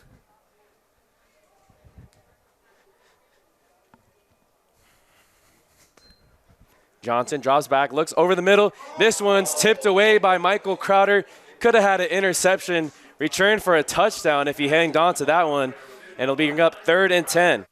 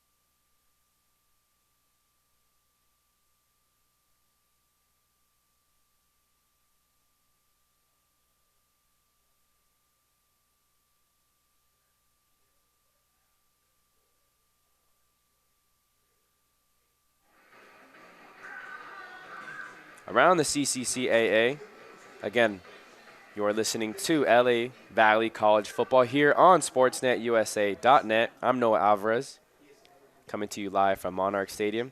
Some scores from around the CCCAA. If you are a Monarch fan or a Raider fan, you probably want to know what the score is for the Santa Barbara City College versus Antelope Valley College game is. And we'll get you that in just a second after this kickoff.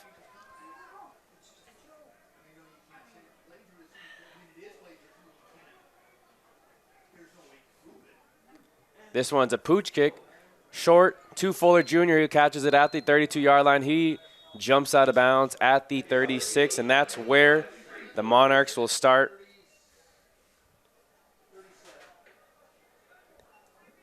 This offensive possession. Again, it's a 20-8 ball game. Checking the scoreboard here on Antelope Valley versus Santa Barbara City College. Still says 0-0 heading into halftime, so don't know if it's been a scoreless game thus far or they just haven't updated the scores. But it says 0-0 here on the CCCAA scoreboard. Also a big game in the area. Riverside City College taking on El Camino. They currently have a 24-17 lead in the third quarter. On sportsnetusa.net as Johnson drops back, passes it over the middle. Fuller Jr. in stride and finally tripped up at the Raider 35-yard line. Nice pitch and catch from the former Raiders themselves, Johnson to Fuller Jr. And it's a great way to open up the second half of action. Fuller Jr. just attacked the seam right over the linebackers, and Johnson placed it in nice and perfectly for him. But also on sportsnetusa.net, East LA College football as they take on College of the Canyons, the number 4 ranked team in the CCSIA rankings. Johnson has an empty backfield, quarterback draw. He's going to scoot over to his left. Making the tackle after he dragged him for a few yards was Eugene Areola, leading tackler on this team, freshman from Guam, the country of Guam.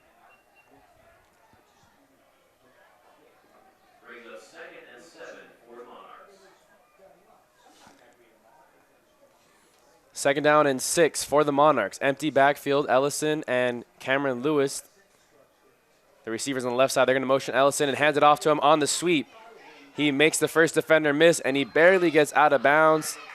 Gets positive yardage. It didn't look like he had a lot of room out there on that far sideline, but the referee is going to mark him out at the 27. So gain of 4 on the play. He turned nothing into something there. And we've seen both number 1 and number 2. DeAndre Smith wearing number 1. Jelani Ellison wearing number 2 for the Monarchs this season. Create plays not only on the offense but on special teams as well, using their speed. Some of the fastest players here on this LA Valley College roster.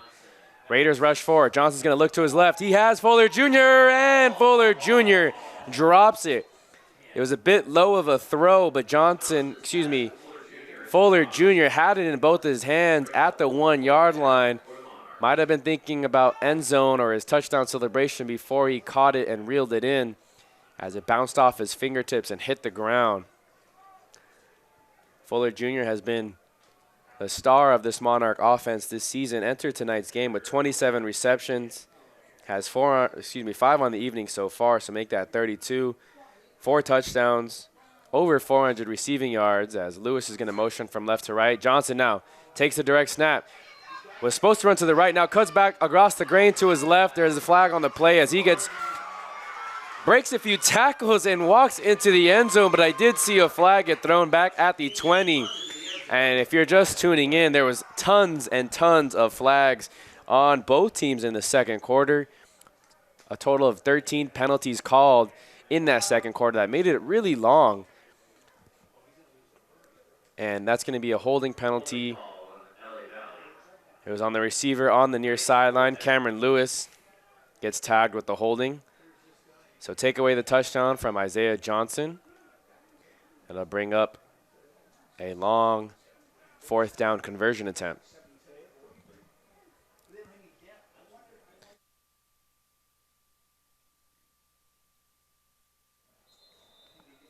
.12 left to go in the third quarter here at Monarchs Stadium. 4th and 11, ball placed at the Raider 35-yard line. Johnson looking over to the sideline for the play. Some confusion on this near sideline. 3, 2, 1 second left on the play clock, and I believe they're going to let this one march down for a delay of game. Might just give William Kalanji a little bit more room on the punt to pin the Raiders back deep into their end zone.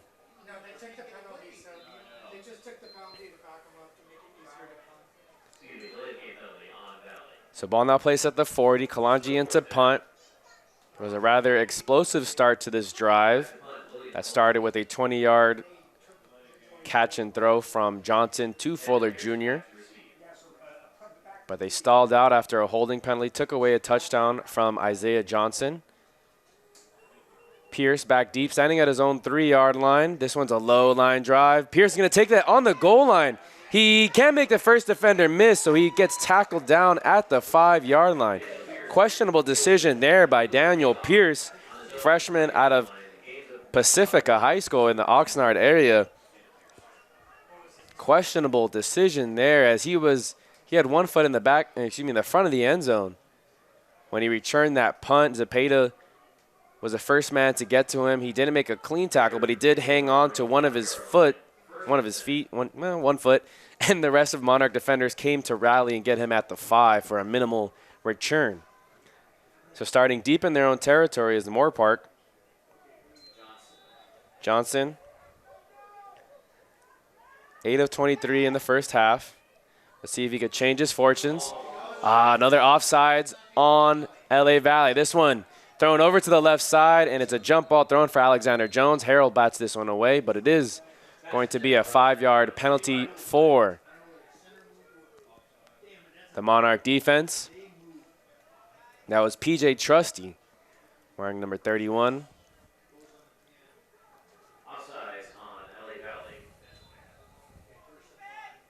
So 1st and 5, ball now at the Moorpark 10. They have a little bit more breathing room, backed into their own territory. 12:50 left to go.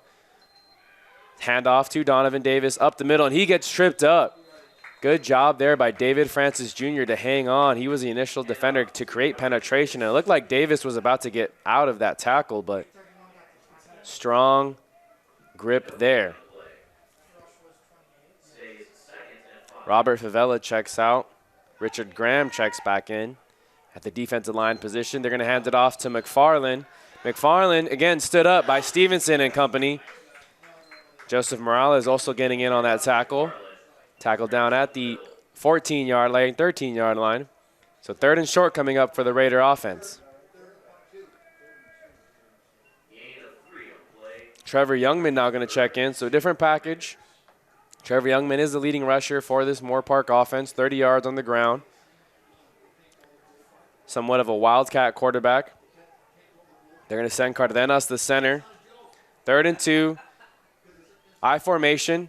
Youngman going to pitch it to McFarland. McFarland makes a cut, and he had some room, but good job there by Wilson to trip him up.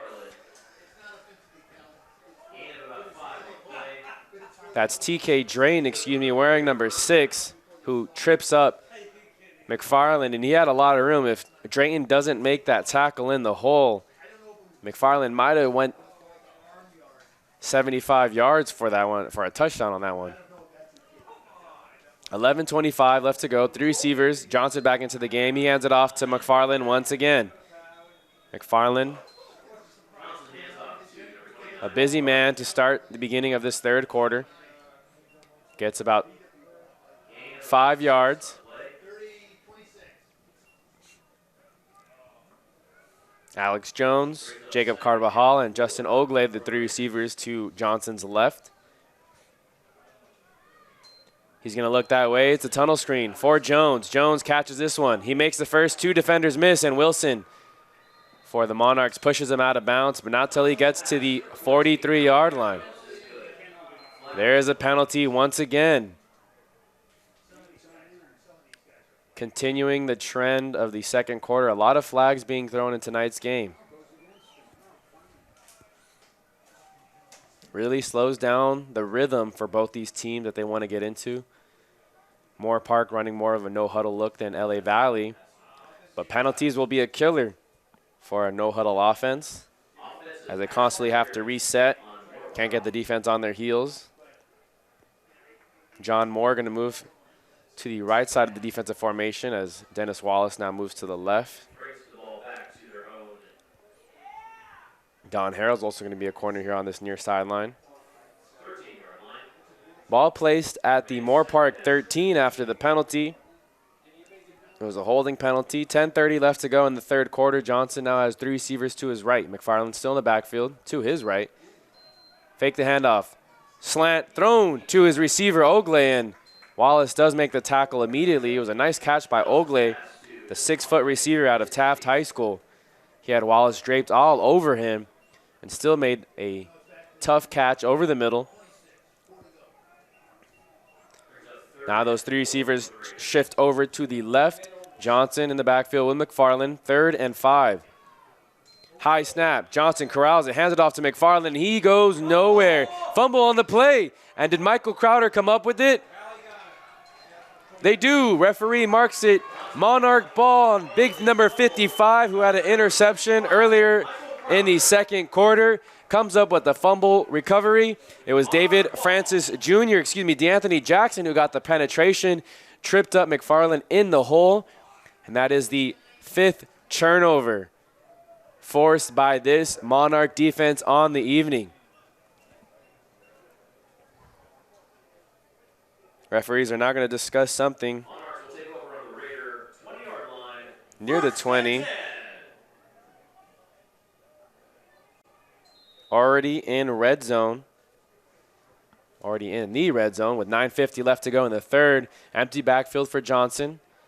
Monarchs heading from right to left in their black uniform, black pants. Johnson's flushed out to his right. He has the speed to get to the corner, and he scoots past that defender, walks out of bounds at the 16-yard line.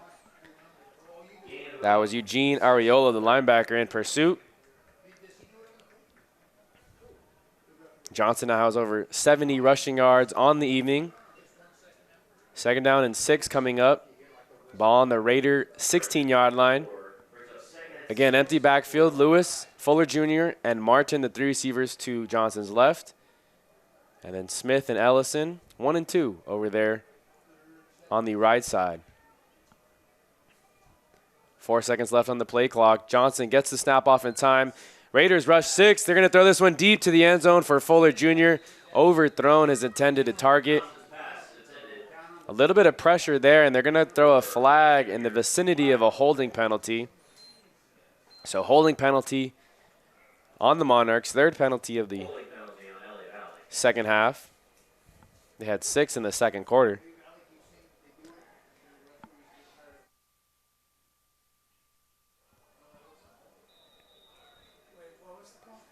Ball now placed at the 26-yard line.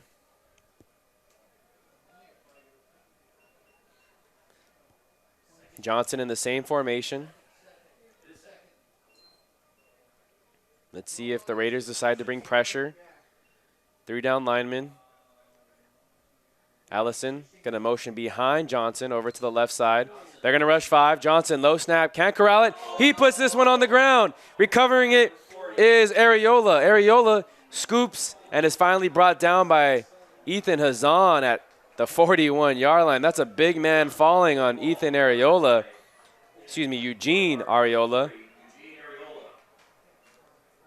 But that's Johnson's first fumble of the evening. We haven't seen too many fumbles from Johnson on the season.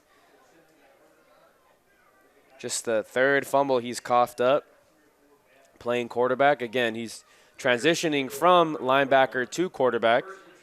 So after the turnover, it'll be Moorpark ball at their own 71-yard line. 41-yard line. 8:50 left to go in the 3rd quarter. Johnson's going to be back into the game for the Raider offense. He's going to look left. Throw it short over to Alexander Jones. Jones makes the first man miss. He has the blocker up the sideline and finally gets tackled out of bounds at the Monarch 44. The first defender he made missed was Harrell, and Trusty was the one who pushed him out of bounds. 1st and 10 for the Raiders. They're now on the opposite side of the 50. He hands this one off to McFarland, off to the right side. He tries to get outside, but he can't. Wilson set the edge. And cleaning things up was Elijah Hudson. John Moore was also in on the tackle. Hudson's going to limp off. TK Drayton's also going to walk off as well. It looks like he has a dead arm as he shakes his arm out. Let's see if the Raider offense can catch the Monarchs in their substitutions. Motion from right to left. They're going to throw it backside to that right side to Jimenez. Jimenez stiff arms him, Wallace powerfully, and he finally gets pushed out of bounds. That was an aggressive stiff arm. It's for a minimal gain as he gets to the 39-yard line, but Jimenez, standing at an opposing 6'2", 200 pounds, coming from Colorado, Dennis Wallace is no slouch, but he stands at 5'10", as this one intended for Hernandez again, but not getting his head around for the pass. Was a new defensive back in coverage. That's the punter, William Kalanji, as he was looking to give Dennis Wallace a breather after that last play. TK Drain also getting looked at here on the sideline. We could see him with the trainer testing his wrist strength, as there's going to be a defensive pass interference penalty called. Offsides as well, but this one's going to be declined as it's in favor of the defensive pass interference. So we'll see if the substitution of Wallace will be for a long time. I can't see him on the near sideline. He did make the tackle previously on Jimenez on the last play. Kalanji had to rush in there. He did get stiff-armed, Wallace did, pretty aggressively by the much bigger Wallace. Excuse me, by the much bigger Jimenez. So 1st and 10 now from the Monarch 33-yard line. 7:10 left to go in the third quarter. The receivers over to Johnson's left. Passing over to his right side. He overthrows his intended receiver, Ogle. John Moore was in coverage.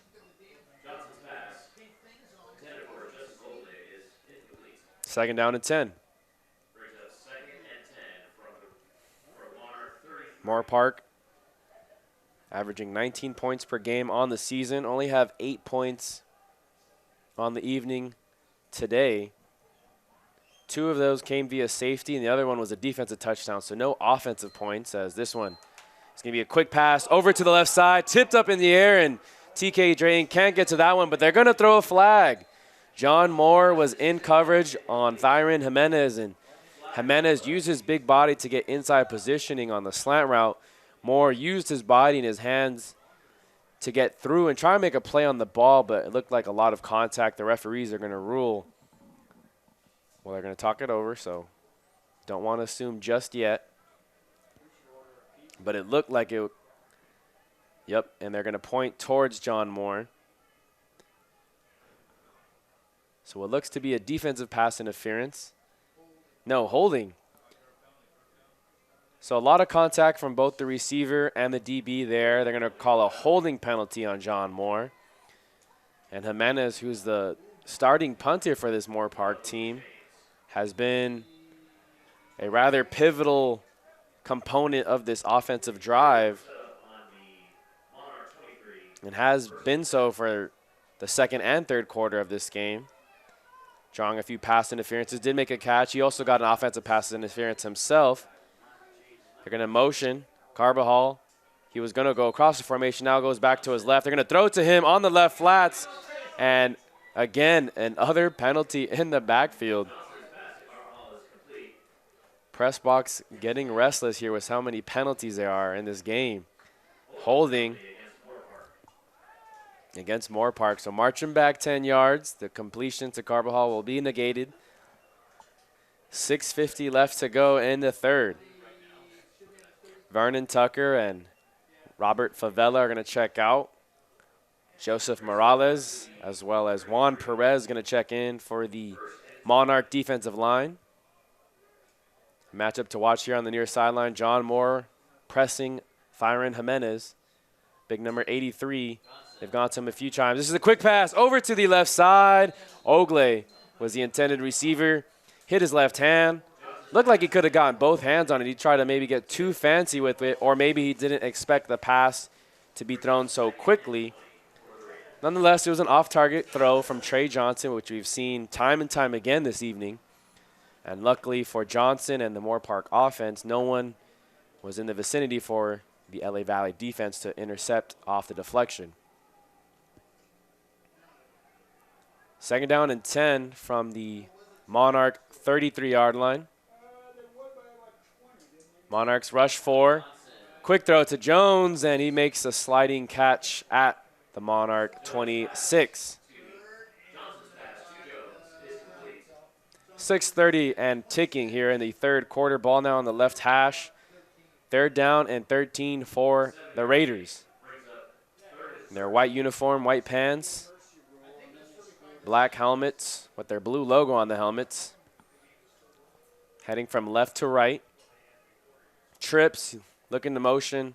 Carbajal, little zigzag motion as he gets to the center of the formation, then gets back out to the right.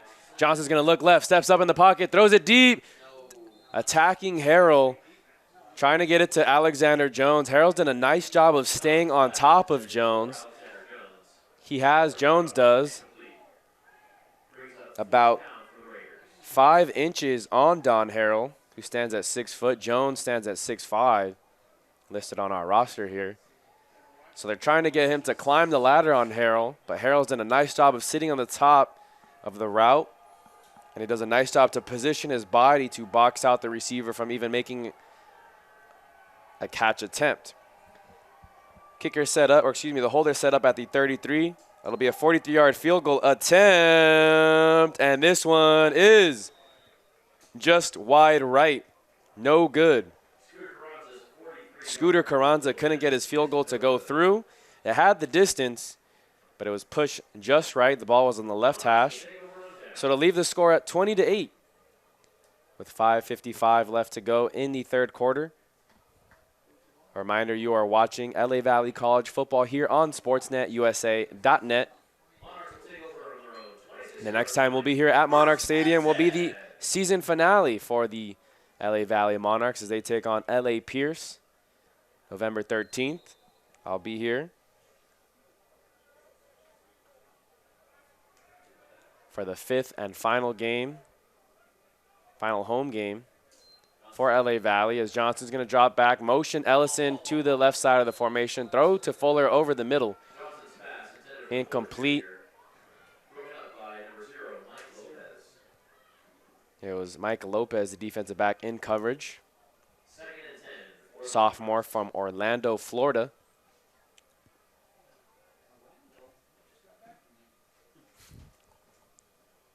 Second down and 10. LA Valley with the ball at their own 25-yard line after the missed field goal attempt by Moorpark. Moorpark sends 5. He has to step up into the pocket, and Johnson can't get away this time. His helmet comes off, and wow, that was 3 defenders who came in rather cleanly. Getting there first was Brendan Bodnar, but also in on the play was DJ Diaz and Peyton Casillas. We talked about it in the first half, how the Moorpark defense was choosing to play coverage, only rushing 3, dropping back 8, forcing Johnson to beat them with his arm. However, on that play, they decided to rush 5. 3 came in cleanly, and that's been an ongoing theme this season for Coach Lester Towns' team. The offensive line has given up pressure time and time again. It's been a big factor why, as DeAndre Smith will take the snap, hands it off to Ellison for a 5-yard gain. He's tackled and tripped up at the 24. But the offensive line play is a big reason why Chevalier, Ezekiel Savage, and Wesley Shamanga are all 3 are not playing in tonight's game due to injuries, because the offensive line has just, whether it's miscommunication about who they're going to pick up, but every time a team blitzes the Monarch offensive line, there seem to be at least 1 or 2 defenders coming in cleanly. And the quarterbacks for the Monarchs this year have taken some shots. Luckily, Johnson's been able to use his athleticism to evade pass rushers, but unable to do so 2 plays ago, as this one is fair caught by Pierce at the Monarch 48, and running into him and tackling him right away was Shane Bennett.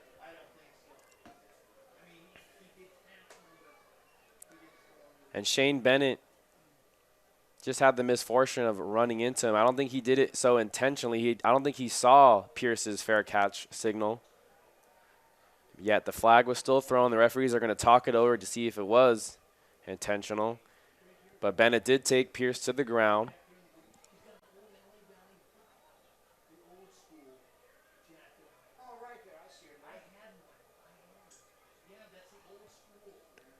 Referee still talking it over at the Monarch 48. Will be Moorpark ball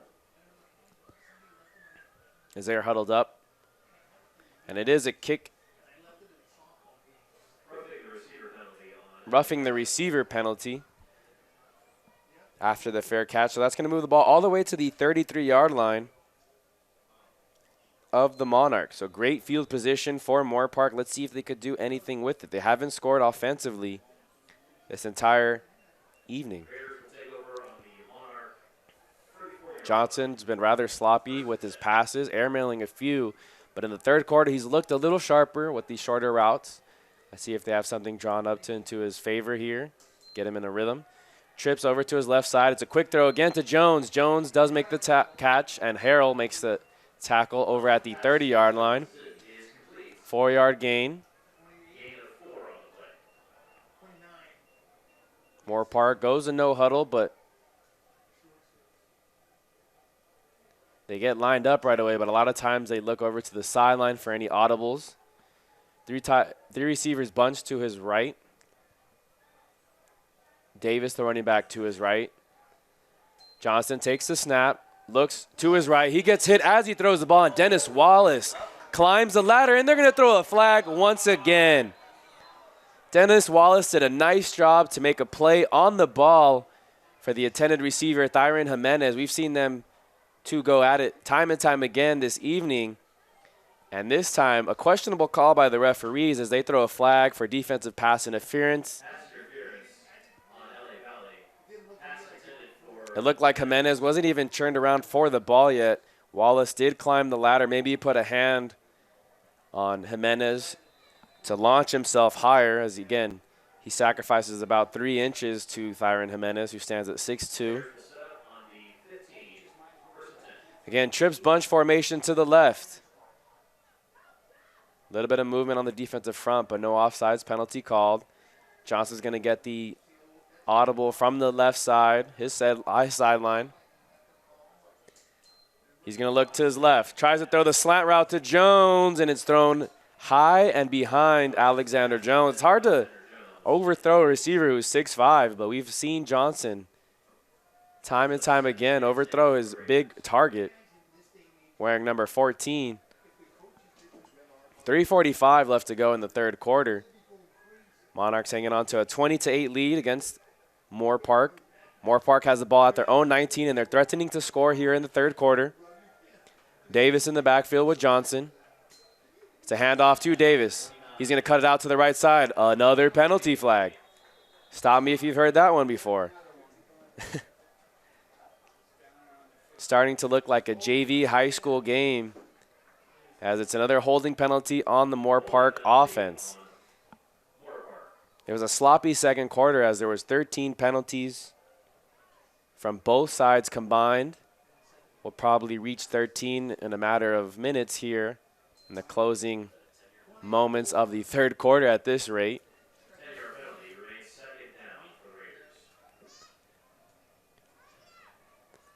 Ball now on the Monarch 24.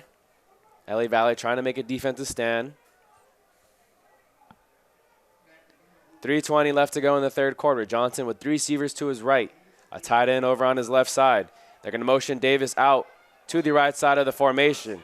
He's going to hang out there in the flats, catch the pass, and immediately tackled by Dennis Wallace. Elijah Hudson was also in on the tackle as the Monarch defense rallied extremely well. They weren't fooled by any trickery there, and Dennis Wallace, again, making some big plays and tough tackles for this Monarch defense. Some substitutions being made for the Raider offense. 3rd and 21. Johnson, empty backfield. 4-man rush for the Monarchs. He has a clean pocket. He throws this one just high of his intended target, Carbajal, and I was anticipating the flag to be thrown there because there was somewhat of small contact there from Drayton to Carbajal as he tried to jump and make the attempt on the catch. It wasn't intentional, it just looked like it was coincidental contact by Drayton. So 4th and 22. Doesn't look like they're going to try a field goal here. They're actually going to go for it. Graham moves to the left side of the defensive line, playing defensive end, wearing the pink bandana And wearing the number 47. Let's see if he can make a big play for this Monarch defense. Johnson drops back, empty backfield, looks over the middle, and this one nearly intercepted by TK, pick six, Drayton. But he couldn't hang on. It's actually better that he probably didn't catch the ball because he fell to his knees to catch it. Had he intercepted the pass, it would have been Monarch ball at their own 5 or 4 yard line.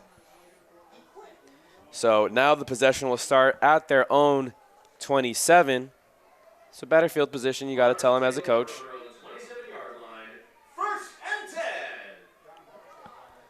10. 2:28 left to go. Neither team has scored in the third quarter.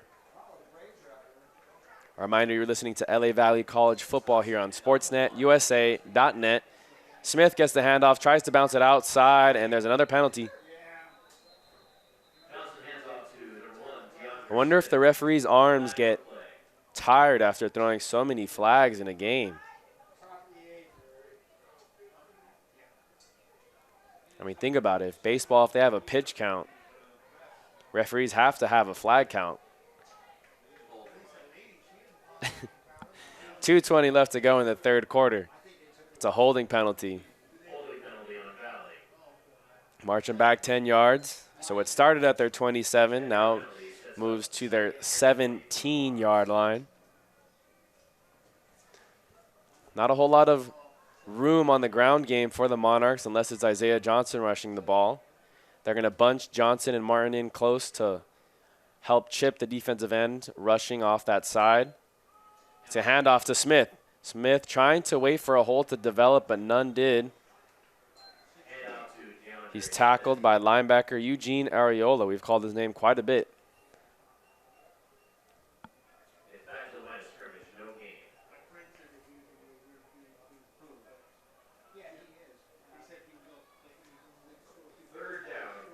Johnson taking his time, relaying the play to his offense.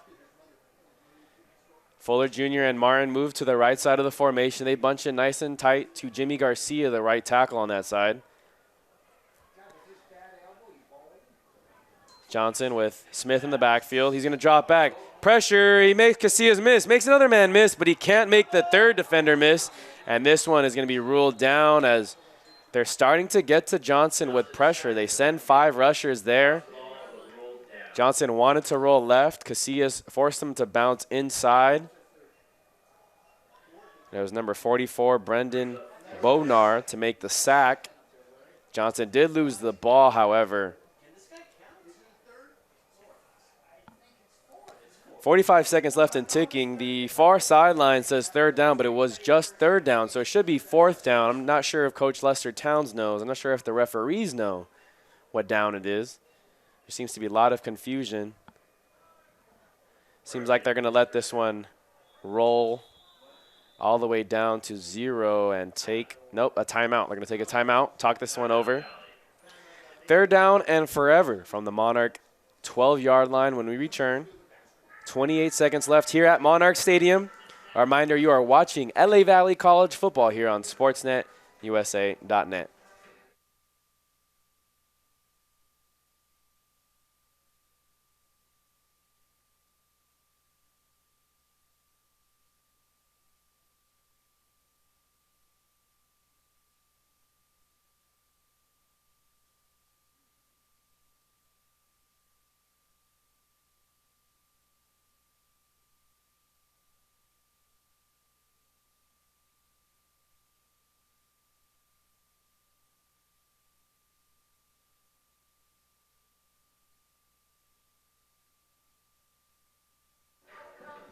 Back here at Monarch Stadium on SportsNetUSA.net. I'm Noah Alvarez coming to you live from Monarch Stadium. LA Valley Monarchs have a 20-8 lead over the Moorpark Raiders, looking to advance to 3-5 on the season, 2-1 in American Pacific Conference play, and they would do so with the win tonight. Moorpark enters tonight's game 2-4. They had a game canceled last week due to COVID. They're down from their own 12-yard line. Johnson's going to roll right. Looking for a receiver down there. He chucks it deep and trying to run before he had possession of the ball. was his receiver, Jelani Ellison. He was at the 33-yard line when he made contact. Had he turned around and caught it and got about 3 more yards, he would have had enough for a first down. However, it went through his hands. 21 seconds left to go in the third. Closing seconds here as Kalanji will march back. Stands on the just to the right of the R and Monarchs in the end zone, so he has to be careful. Low snap. Again, he fumbles it. Can Kalanji get it off? And he tries to throw it, and he throws a touchdown. He throws a touchdown to Robert Crosby for Moorpark. Another special teams blunder as Kalanji got the low snap, rolled to his right. Rather than just walking out of the end zone and taking the safety, which would only have been 2 points, he tries to throw it away. But he threw it right to Crosby. He threw it to Crosby, 42.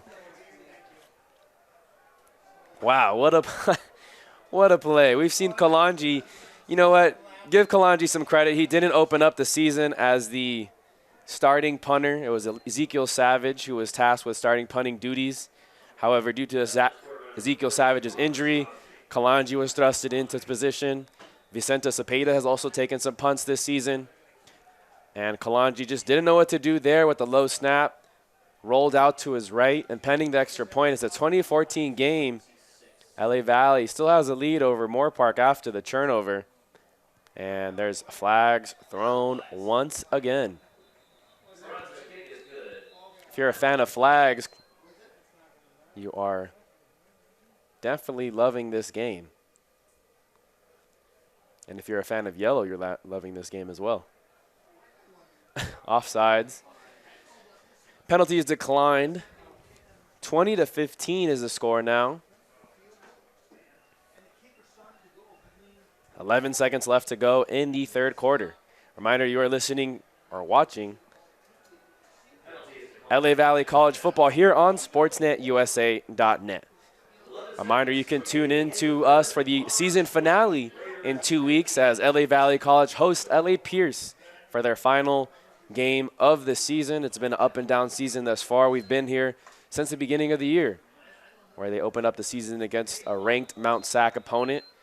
It was a rather forgettable game for Coach Lester Towns' squad, but they have since bounced back, battled some injuries, but they're still here battling.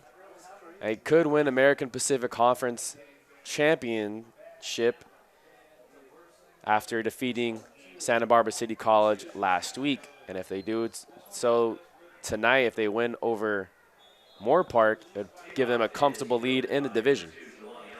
4 seconds left as Ellison returns it to the 31. Wacky plays that we've seen today. We've seen a safety and 2 defensive touchdowns.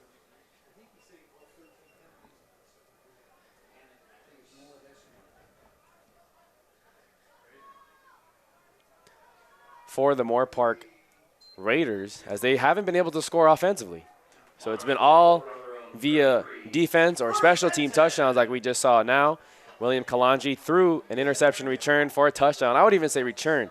He just threw a touchdown that happened to be an interception right to Crosby as he hands it off to Smith over on the right side. He gets outside the tackle, and he's tackled down at the 39-yard line. That'll do it for the third quarter. We'll be right back with the fourth quarter of action on sportsnetusa.net.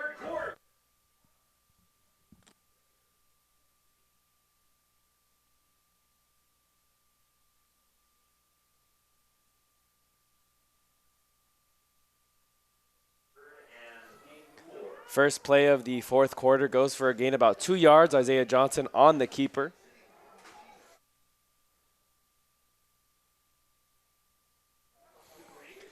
Third and 3 coming up from the Monarch 40-yard line. Johnson tries to run this one. Pressure in the backfield early, and he's sacked by Eugene Ariola.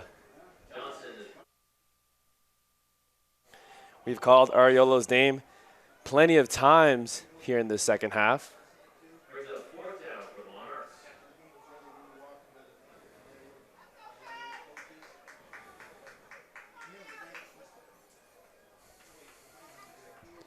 That brings up 4th and 5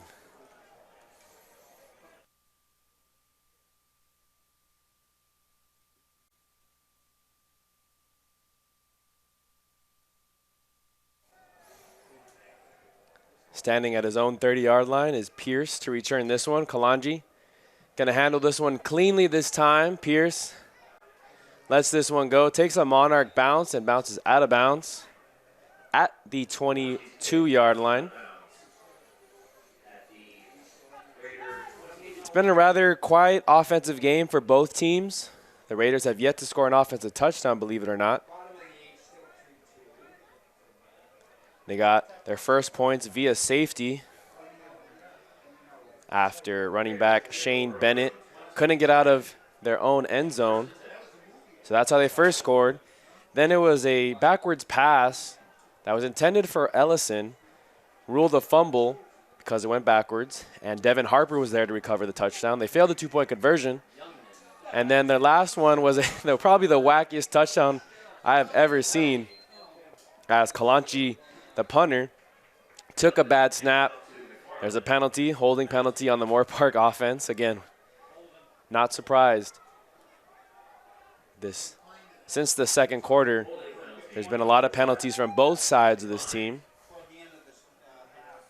But Kalanji couldn't handle the bad snap, was forced to roll right, and he threw it right into the hands of Robert Crosby, who scored the touchdown. And now to bring up second and down. It was a holding penalty that was declined, so second down and 11 after the loss of 1. Trevor Youngman into the game at quarterback. McFarland, the running back, behind him. 2 receivers flanked out to his left. This Moorpark offense has been held rather quiet tonight. The lone bright spot has been Youngman's legs. 1 second left on the play clock. Did they get that one off? They did not. They whistle it dead as Youngman took too much time to make the audibles. It's a delay of game penalty, so marching back a few more yards. Second down and 16 coming up. A reminder, you are watching LA Valley College football here on sportsnetusa.net. I'm Noah Alvarez. Whether you're watching this game live or tuning into the replay on YouTube, we appreciate you guys tuning into the game. Youngman with 2 running backs in the backfield, both to his left. They're trying to motion a receiver from his right to his left. And again, the play clock reaches 0. Costly time management here from not only Trevor Youngman, yes, that's Trevor Youngman in at quarterback, but also the sideline from Moorpark. You would think after the first delay of game, they would have had to play ready for Youngman to relay to his offense, but they took a long time on back-to-back plays to get the play in. So second down still and 21 from their own 12-yard line. They motion Carbajal to the left side of the formation. They're going to try that throw that way. Defenders are all in Youngman's face. They throw it back, shoulder to Carbajal, and Carbajal makes the catch at the 18-yard line. And there's another yellow flag thrown at the Moorpark 2-yard line. It's in the vicinity of roughing the passer.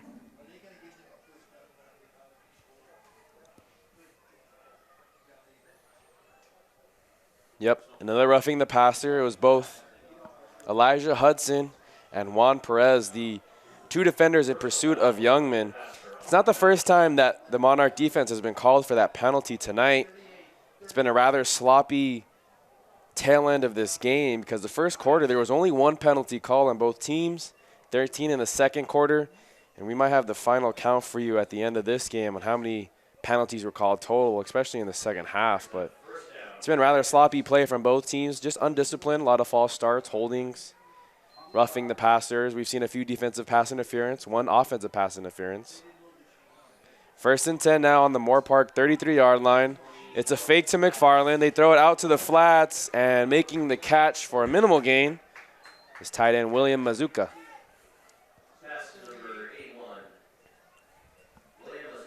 11:25 left to go in the final quarter of this game at Monarchs Stadium. The second to last home game for the Monarchs this season. They're trying to move to 3-1. They're 2-1 currently when playing at Monarchs Stadium this season. Both the last games we've seen here were exciting wins. This one, McFarland takes it up the middle to the 40. So 3rd and 3 coming up. Brings up 3rd and 3 for the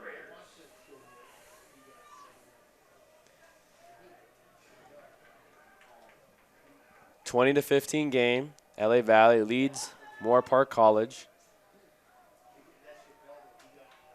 Monarchs walk a few players up to the line of scrimmage, looking like they're going to bring pressure. They do. Youngman hands it off to McFarland, and he goes nowhere. Michael Crowder in on the stop, as well as Dennis Wallace, as well as Juan Perez, as well as DeAnthony Jackson. Good defensive stand there by the Monarch defensive front, and that'll force the punting unit to run out for Moorpark College. So again, if you're just tuning into this game, the Raider offense has been held scoreless. If you're wondering how they got 15, well, they did so via a safety, then a touchdown that was a fumble recovery on the defensive side, and then they scored an interception return for a thrown for a touchdown that was thrown by the punter, who couldn't handle a bad snap. So this one's punted away by Adrian Wallace. Again, it's another high, bad punt, and all the Monarch players, as we've seen previously in the game, get out of the way very fast. It happened in the second quarter when a short punt by Jimenez hit P.J. Trusty after only traveling about 15 to 20 yards in the air. And Trusty stood no chance at knowing where that ball was because that's how short of a punt it was from Jimenez. Regardless, that's where LA Valley starts this drive at their own 34-yard line.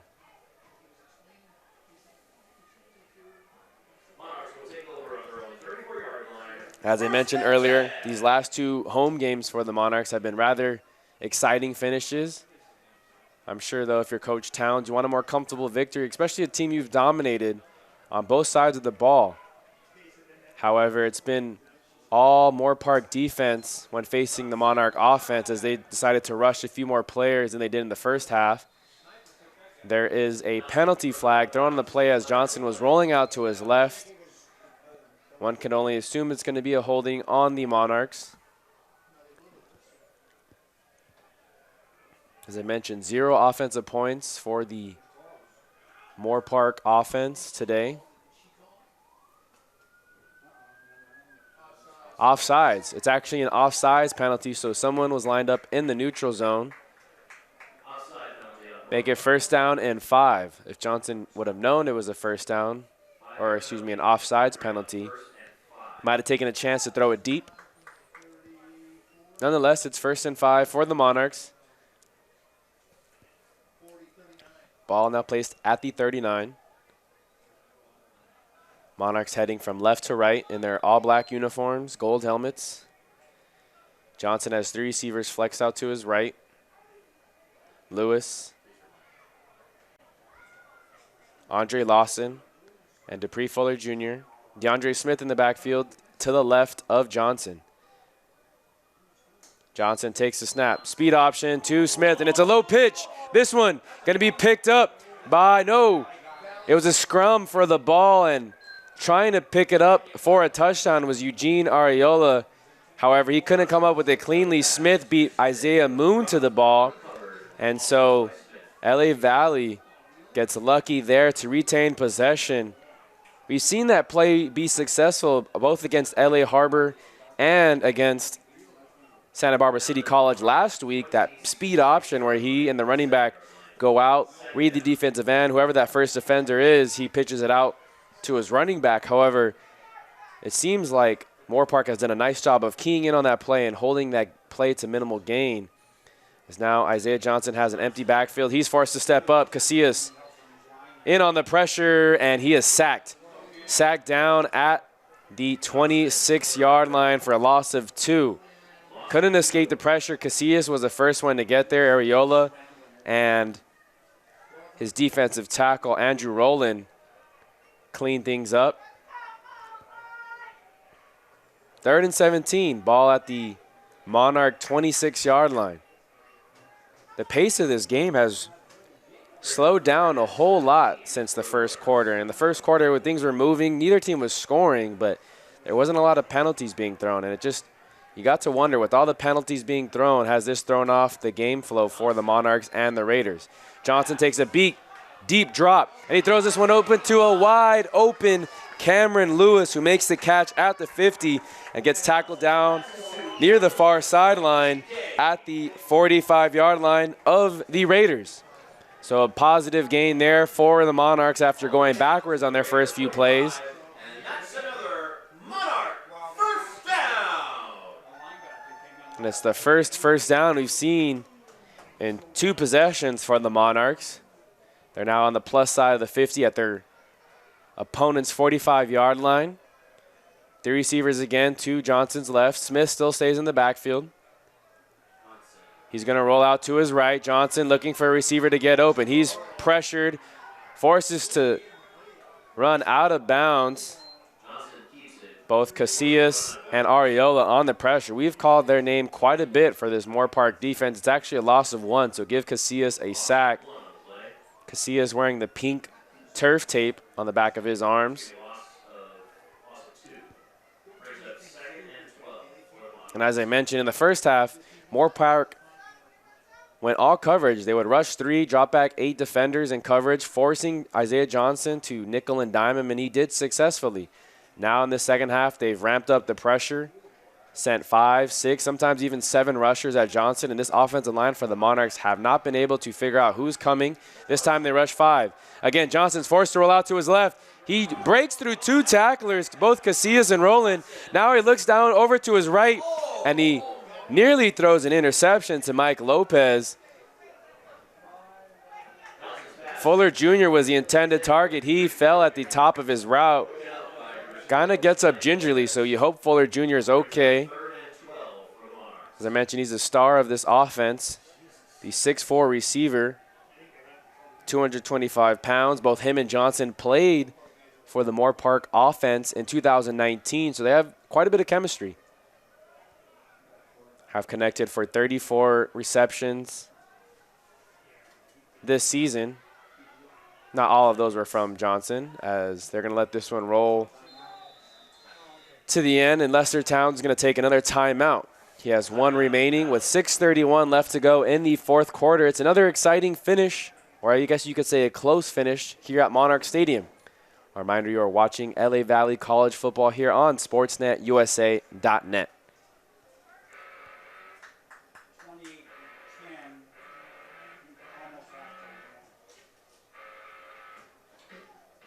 A reminder, you can tune into SportsNetUSA.net any Saturday and find a community college game there on the website. Earlier today, we had Golden West taking on San Bernardino Valley College. That game kicked off at 1 p.m. The Rustlers came out victorious by a score of 45-21. Also currently going on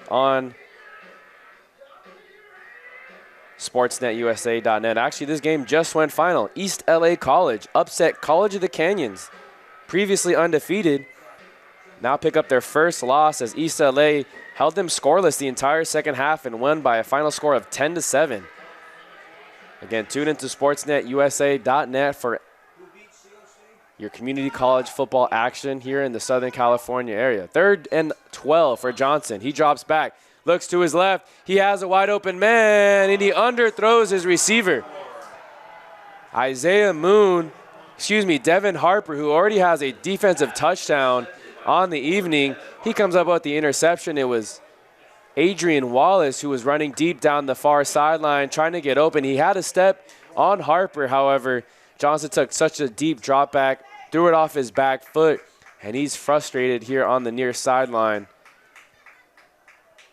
As things haven't gone the Monarchs' way offensively, things haven't gone either team's way offensively in the second half. However, the Moorpark Raiders are a benefactor of a defensive touchdown here in the second half. So this possession will start at their own 19. Kind of works like a punt. Moorpark brings out Trey Johnson to start this series. He drops back, looks to the middle, and this one's intercepted. Right back is the Monarch defense. TK Drain says he had the interception. 3 referees said it comes and it hit the ground, so they're actually going to rule this incomplete. 2nd down and 10 coming up for Moorpark.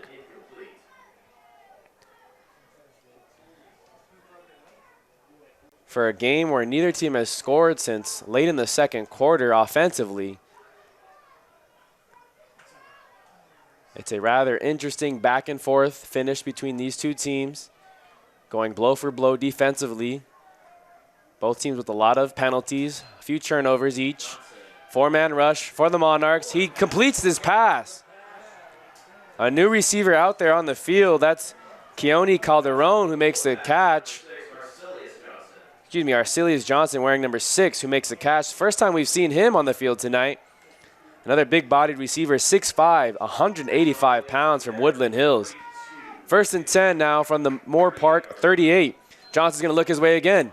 He makes the catch on a simple comeback route, and Harrell swings him out of bounds at the 44.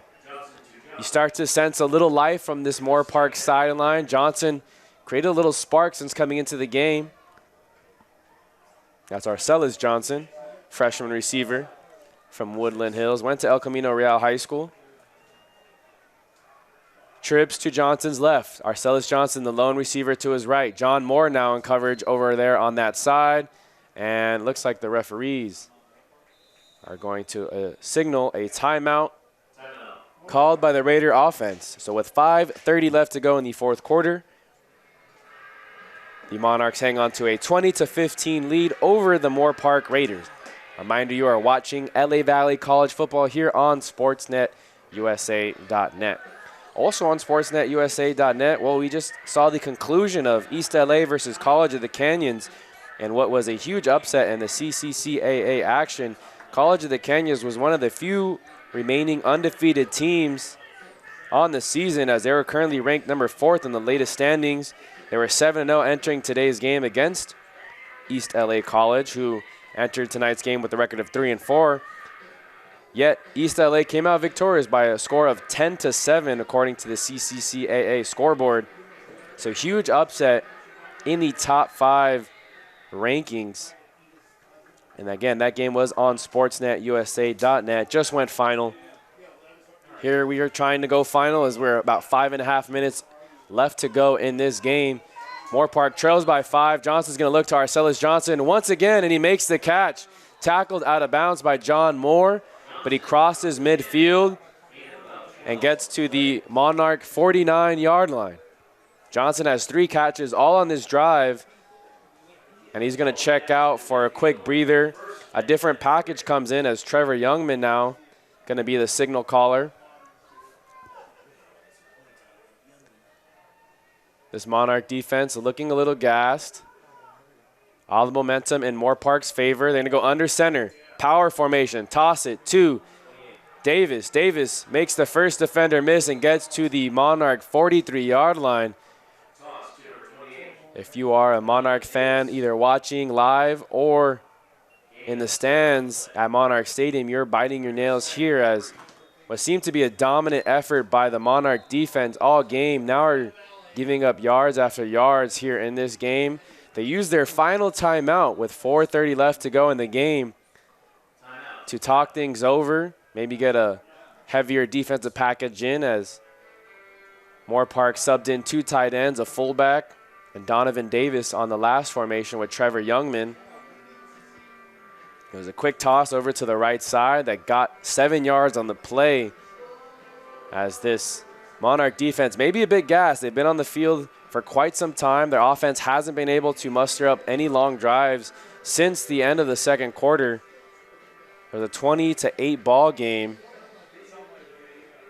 going into the halftime. The only touchdown that was scored here in the 2nd half was a interception thrown by William Kalanji, the punter, who couldn't handle a bad snap. Threw it right to Robert Crosby, a special teams player who doesn't see much action this season.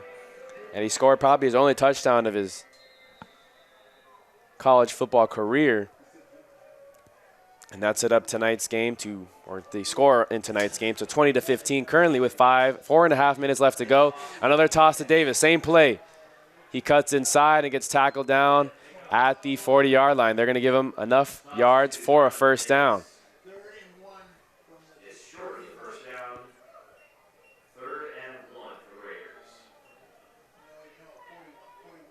So not enough for a first down. 3rd and inches coming up. They're going to actually march back out Trey Johnson as well as a few receivers and their spread package. Despite the toss play out of the heavy formation, working very successfully 2 plays in a row.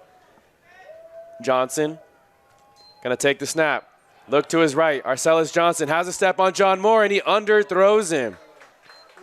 Questionable play calling there after 2 toss plays with Trevor Youngman in the game, tossing it to Donovan Davis. Both went for positive yardage, set them up for a 3rd and inches. They run Trey Johnson out onto the field to throw a chair route to Arcellus Johnson. He underthrows his receiver. Now Trevor Youngman and that heavy formation come into the game. Fullback, 2 fullbacks, Donovan Davis, and they're going to have to call a timeout after the late substitution. You can't break the huddle with 12 players, so they avoid the penalty by calling a timeout. Nice decision there by Mike Stewart. However, he only has 1 remaining with 3:54 left to go in the 4th quarter. Reminder, you are watching LA Valley College football here on sportsnetusa.net. I'm Noah Alvarez. Thank you guys again for tuning in, whether you're listening to the live broadcast or watching the replay on YouTube. It's a rather exciting finish here at Monarchs Stadium. We've seen 3 straight. They picked up their first win of the year against LA Harbor a few weekends ago.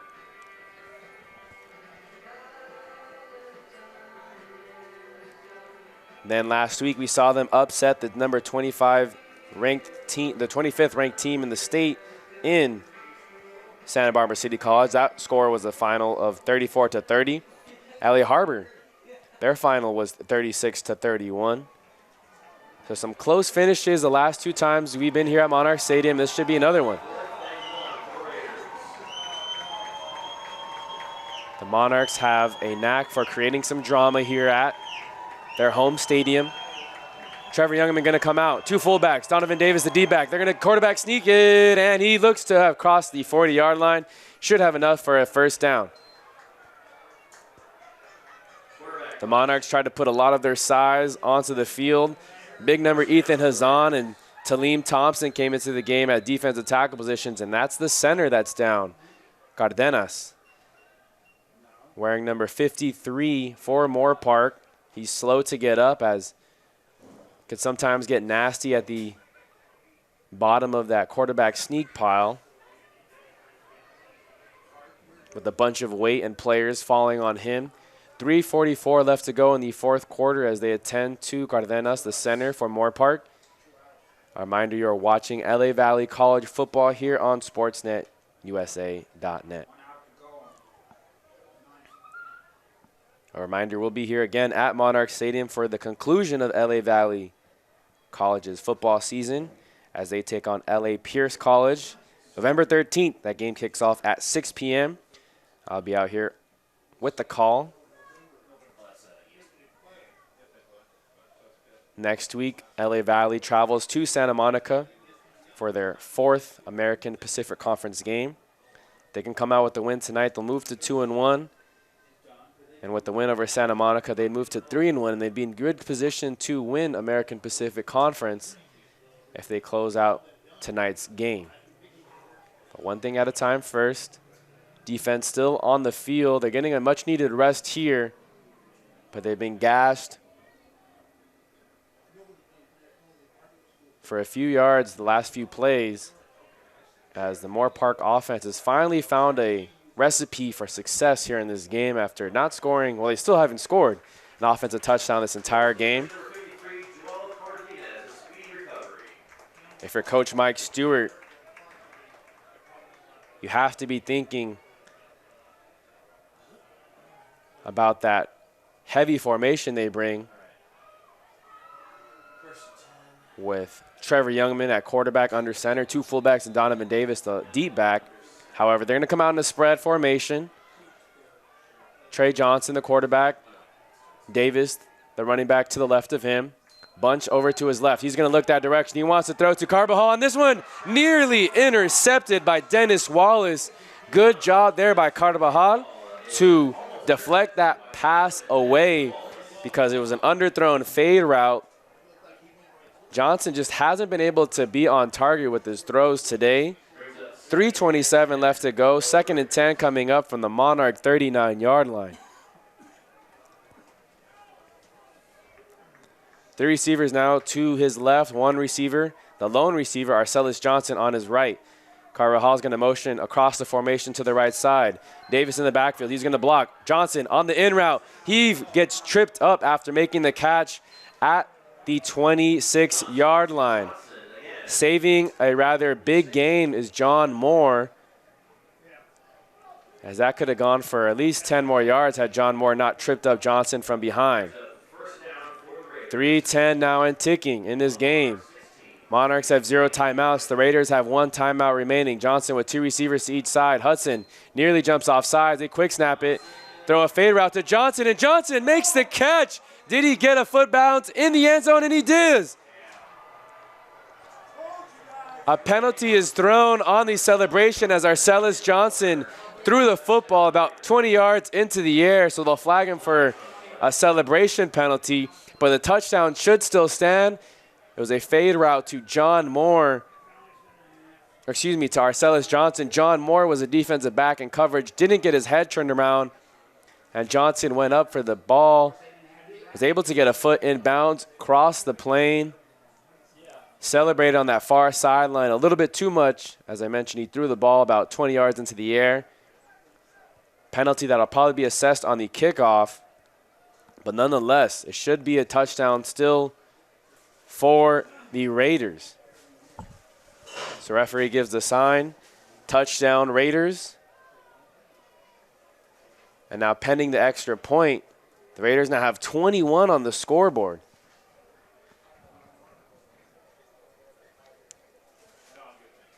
They finally get their first offensive touchdown on the evening. And they're most likely going to go for 2, as a PAT would only make this a 2-point game. We haven't seen Daniel Mauricio, the Monarch kicker, kick too many field goals or attempt too many field goals from outside the PAT range. And they're actually going to assess this on the 2-point conversion attempt, because they do need a 2-point conversion rather than assessing it on the kickoff. They're going to assess this on the 2-point conversion. So a 2-point conversion from the 17-yard line for Moorpark. 2 tight ends, a receiver on each side, Alexander Jones and Arcelis Johnson. Davis in the backfield. Trey Johnson going to look Arcelis Johnson's way. Why not? Try him again. And this time, Moore intercepts the pass. If he returns this for 6, it's a 2 points for the Monarchs. He tries to pitch it back to Dennis Wallace, and he does. Dennis Wallace crosses field, now crosses the 20. He has some blockers in front of him. Wallace gets past another defender. He gets down to the 30, and oh, he's pushed out of bounds at the 23-yard line. Had he pitched it to another Monarch player, they would have walked in for 6. The home crowd is celebrating, but they don't understand that if Wallace would have pitched it back to one more player. An exciting play, yes, but Wallace has to be kicking himself after that one, because now they're going to have to walk back out for the kickoff return. They don't get the ball there, contrary to what many of the homestand fans believe. They're still going to have to take the kickoff return because it was the 2-point conversion. Man, what an exciting play. Interception by John Moore. He tosses it up to Dennis Wallace after being met by a defender. And Wallace almost walked it in. All he had to beat was right tackle Raymond Nadeau. And Nadeau just pushes him out of bounds. This game had a little bit of everything.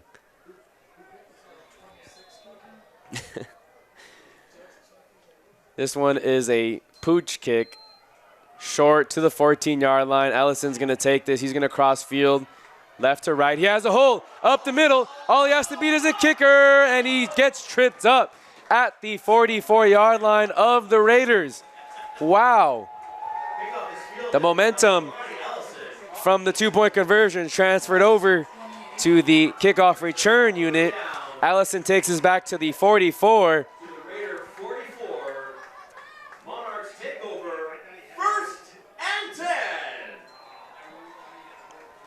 And the Monarchs only have to travel 44 yards for a touchdown, or if they can get to field goal range for Daniel Mauricio. 2:46 left to go in this game. But reminder, if you're just tuning in or lost track of what happened in the second half of action, Johnson and the Monarch offense has been held to 0 points. They haven't been able to get things going. Here, Moorpark rushes 5. Quick slant to Dennis Fuller Jr. Excuse me, Dupree Fuller Jr. And he catches the slant down at the 31-yard line. Good for a Monarch. First down.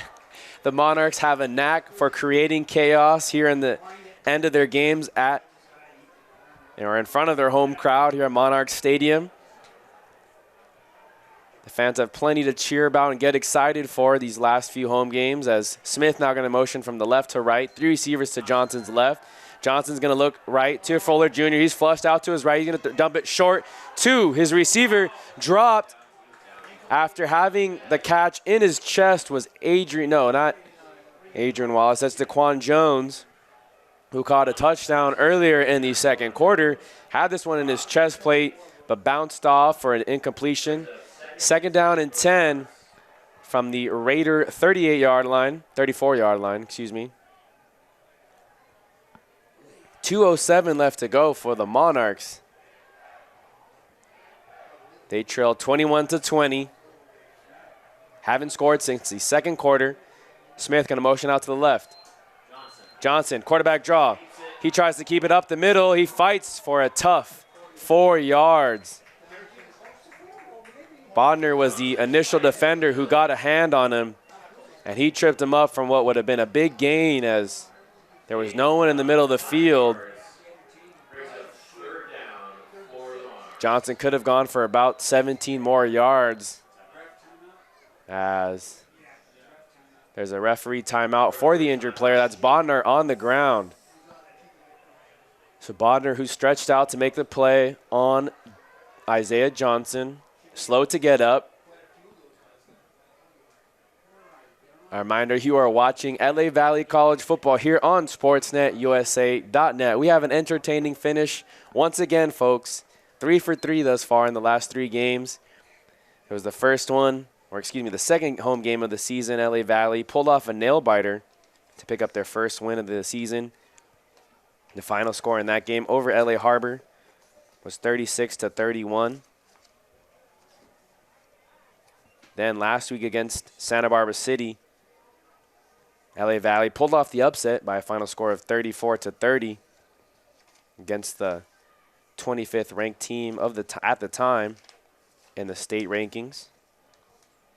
So 36-31, then 34-30. We'll see what the final score in this game is, as they trail 21-20 at the moment. 1:45 left to go. Bodner is able to walk off the field under his own power. You see here on the near sideline, Zepeda working on his snaps. The holder working on his holds. Mauricio working on his kicks in case he is called to hit a field goal. 3rd and 5. 1:39 left to go and ticking. Johnson with 3 receivers to his right. He's going to roll that direction. Going to throw it up for grabs to Martin, and he leads him about 2 yards too far for Dallas Martin. He was covered by the corner on that side, Lopez. He had a step on Lopez, but a overthrown ball. Now it's 4th and 5 from the Raiders' 29-yard line.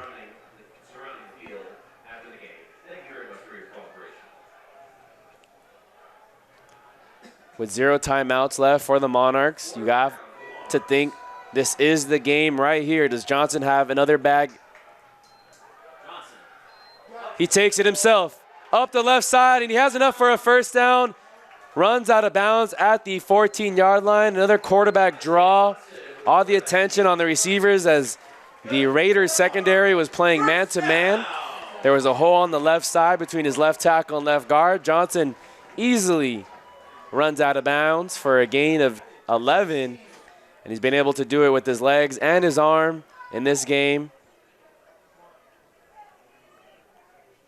Let's see if the Monarchs can punch it in for 6.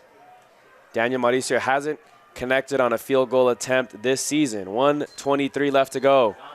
He's going to swing it out to Smith. Smith tackled immediately at the 21-yard line. That's going to be a loss of 5 on the play. They motion out Smith for a safety valve, but pressure right away forced Johnson to look his direction. Pierce made a secure tackle over there on that left side of the defense. 1:17 left to go in the game. Trips now to Johnson's left. Smith on the left side of the formation as well. Bodner checking in back to the game. Johnson, empty backfield. He's going to throw it over the middle to Fuller, and Fuller had it in his hands. In coverage was Mike Lopez coming from the safety position. Fuller Jr. had it in his hands. It was a little bit low of a throw, but you got to expect Fuller, the main star of this team, who came up so big for Johnson last week against Santa Barbara City College, to come through for you. Ball on the Raider 21-yard line. 1:14 left to go. 12 seconds left on the play clock. LA Valley trails Moorpark 21-20. Johnson. 4 seconds left on the play clock. He gets a snap off. Johnson looks. He has time. He steps up in the middle of the pocket. Tries to do it with his legs again, and he can't break through the tackle of Eugene Adiola. 1:03 left to go. A huge 4th down and long pending for Coach Lester Towns. He doesn't have a timeout to think things over. Does he have faith in Daniel Mauricio to make a field goal from this long out? Looks like he's going to leave the offense out on the field. 17 seconds left on the play clock. And there's going to be a timeout called by Moorpark. Wow. So you have to think Moorpark just bailed Lester Towns out. Coach Towns had 0 timeouts for the Monarchs, 37 seconds left and ticking. However, Moorpark decides to call a timeout. Atlanta Braves 3, Houston Astros 2. Atlanta now leads They're going to leave the offense out on the field, it looks like. Daniel Mauricio no longer practicing his field goal attempts. The ball's at the Raider 21-yard line. I guess no faith in Mauricio to hit a field goal that long. Think about it. The holder would probably be at the 26, so maybe a 36-yard field goal, maybe 37 from the left hash. Coach Towns doesn't like his chances at that. We've seen Johnson pull out some magic in previous games. He was faced with a 4th and 5 earlier and did it with his feet. This is a much different scenario. 4th and 14 from the Raider 22-yard line. The yard to gain is the Raider 11. Excuse me, the Raider 6. So this is the play of the game, folks. 37 seconds left. Monarchs with a 4th and 15. The yard to gain is the 6-yard line. 5 wide receivers out. Johnson, empty backfield. Fuller Jr., the man to watch out for. He's on the slot on the right side, and he jumps offsides. False start penalty on Fuller Jr. Johnson is visibly frustrated, and that's going to be 5 yards back for LA Valley. Wow.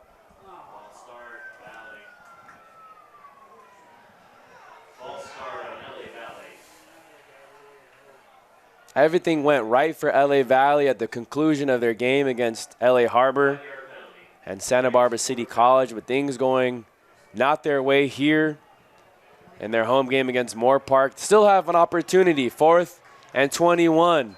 Johnson takes the snap. Forced to make a defender miss, and he drops the ball. Put on pressure by Peyton Casillas. Johnson's down at the 46-yard line in disbelief. Casillas forced the pressure. It doesn't matter who recovered the fumble, as it was 4th down regardless. Coming up with the recovery was DJ Diaz, but Isaiah Johnson coughs it up on the biggest play of the game.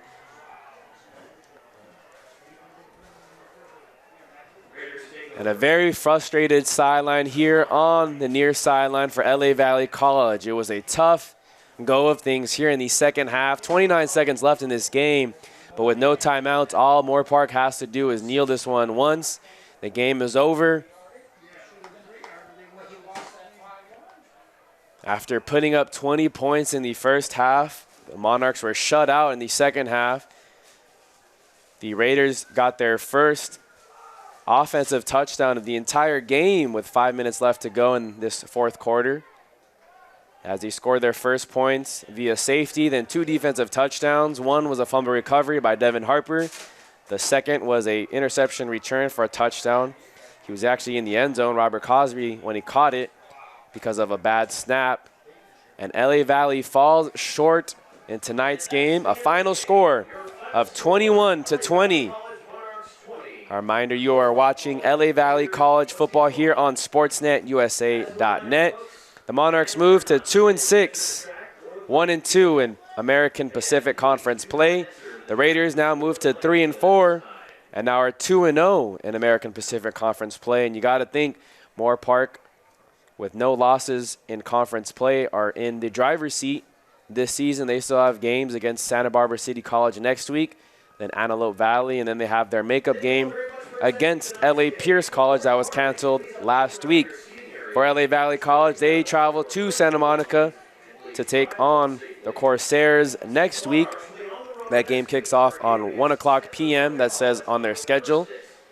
Be on their website to see if there's any update in kickoff time. And their final game of the season, which happens to be at home, which we'll be out for, will be will be at Monarchs Stadium against LA Pierce. Again, that game will be at November 13th. Kickoff is at 6 p.m. I'll be out here again at Monarch Stadium for the final game of LA Valley College's season. Again, that game will be broadcasted on SportsNetUSA.net. Wow. It was a rather, again, exciting finish this time, not in favor of the LA Valley Monarchs. The Moorpark Raiders come out on top.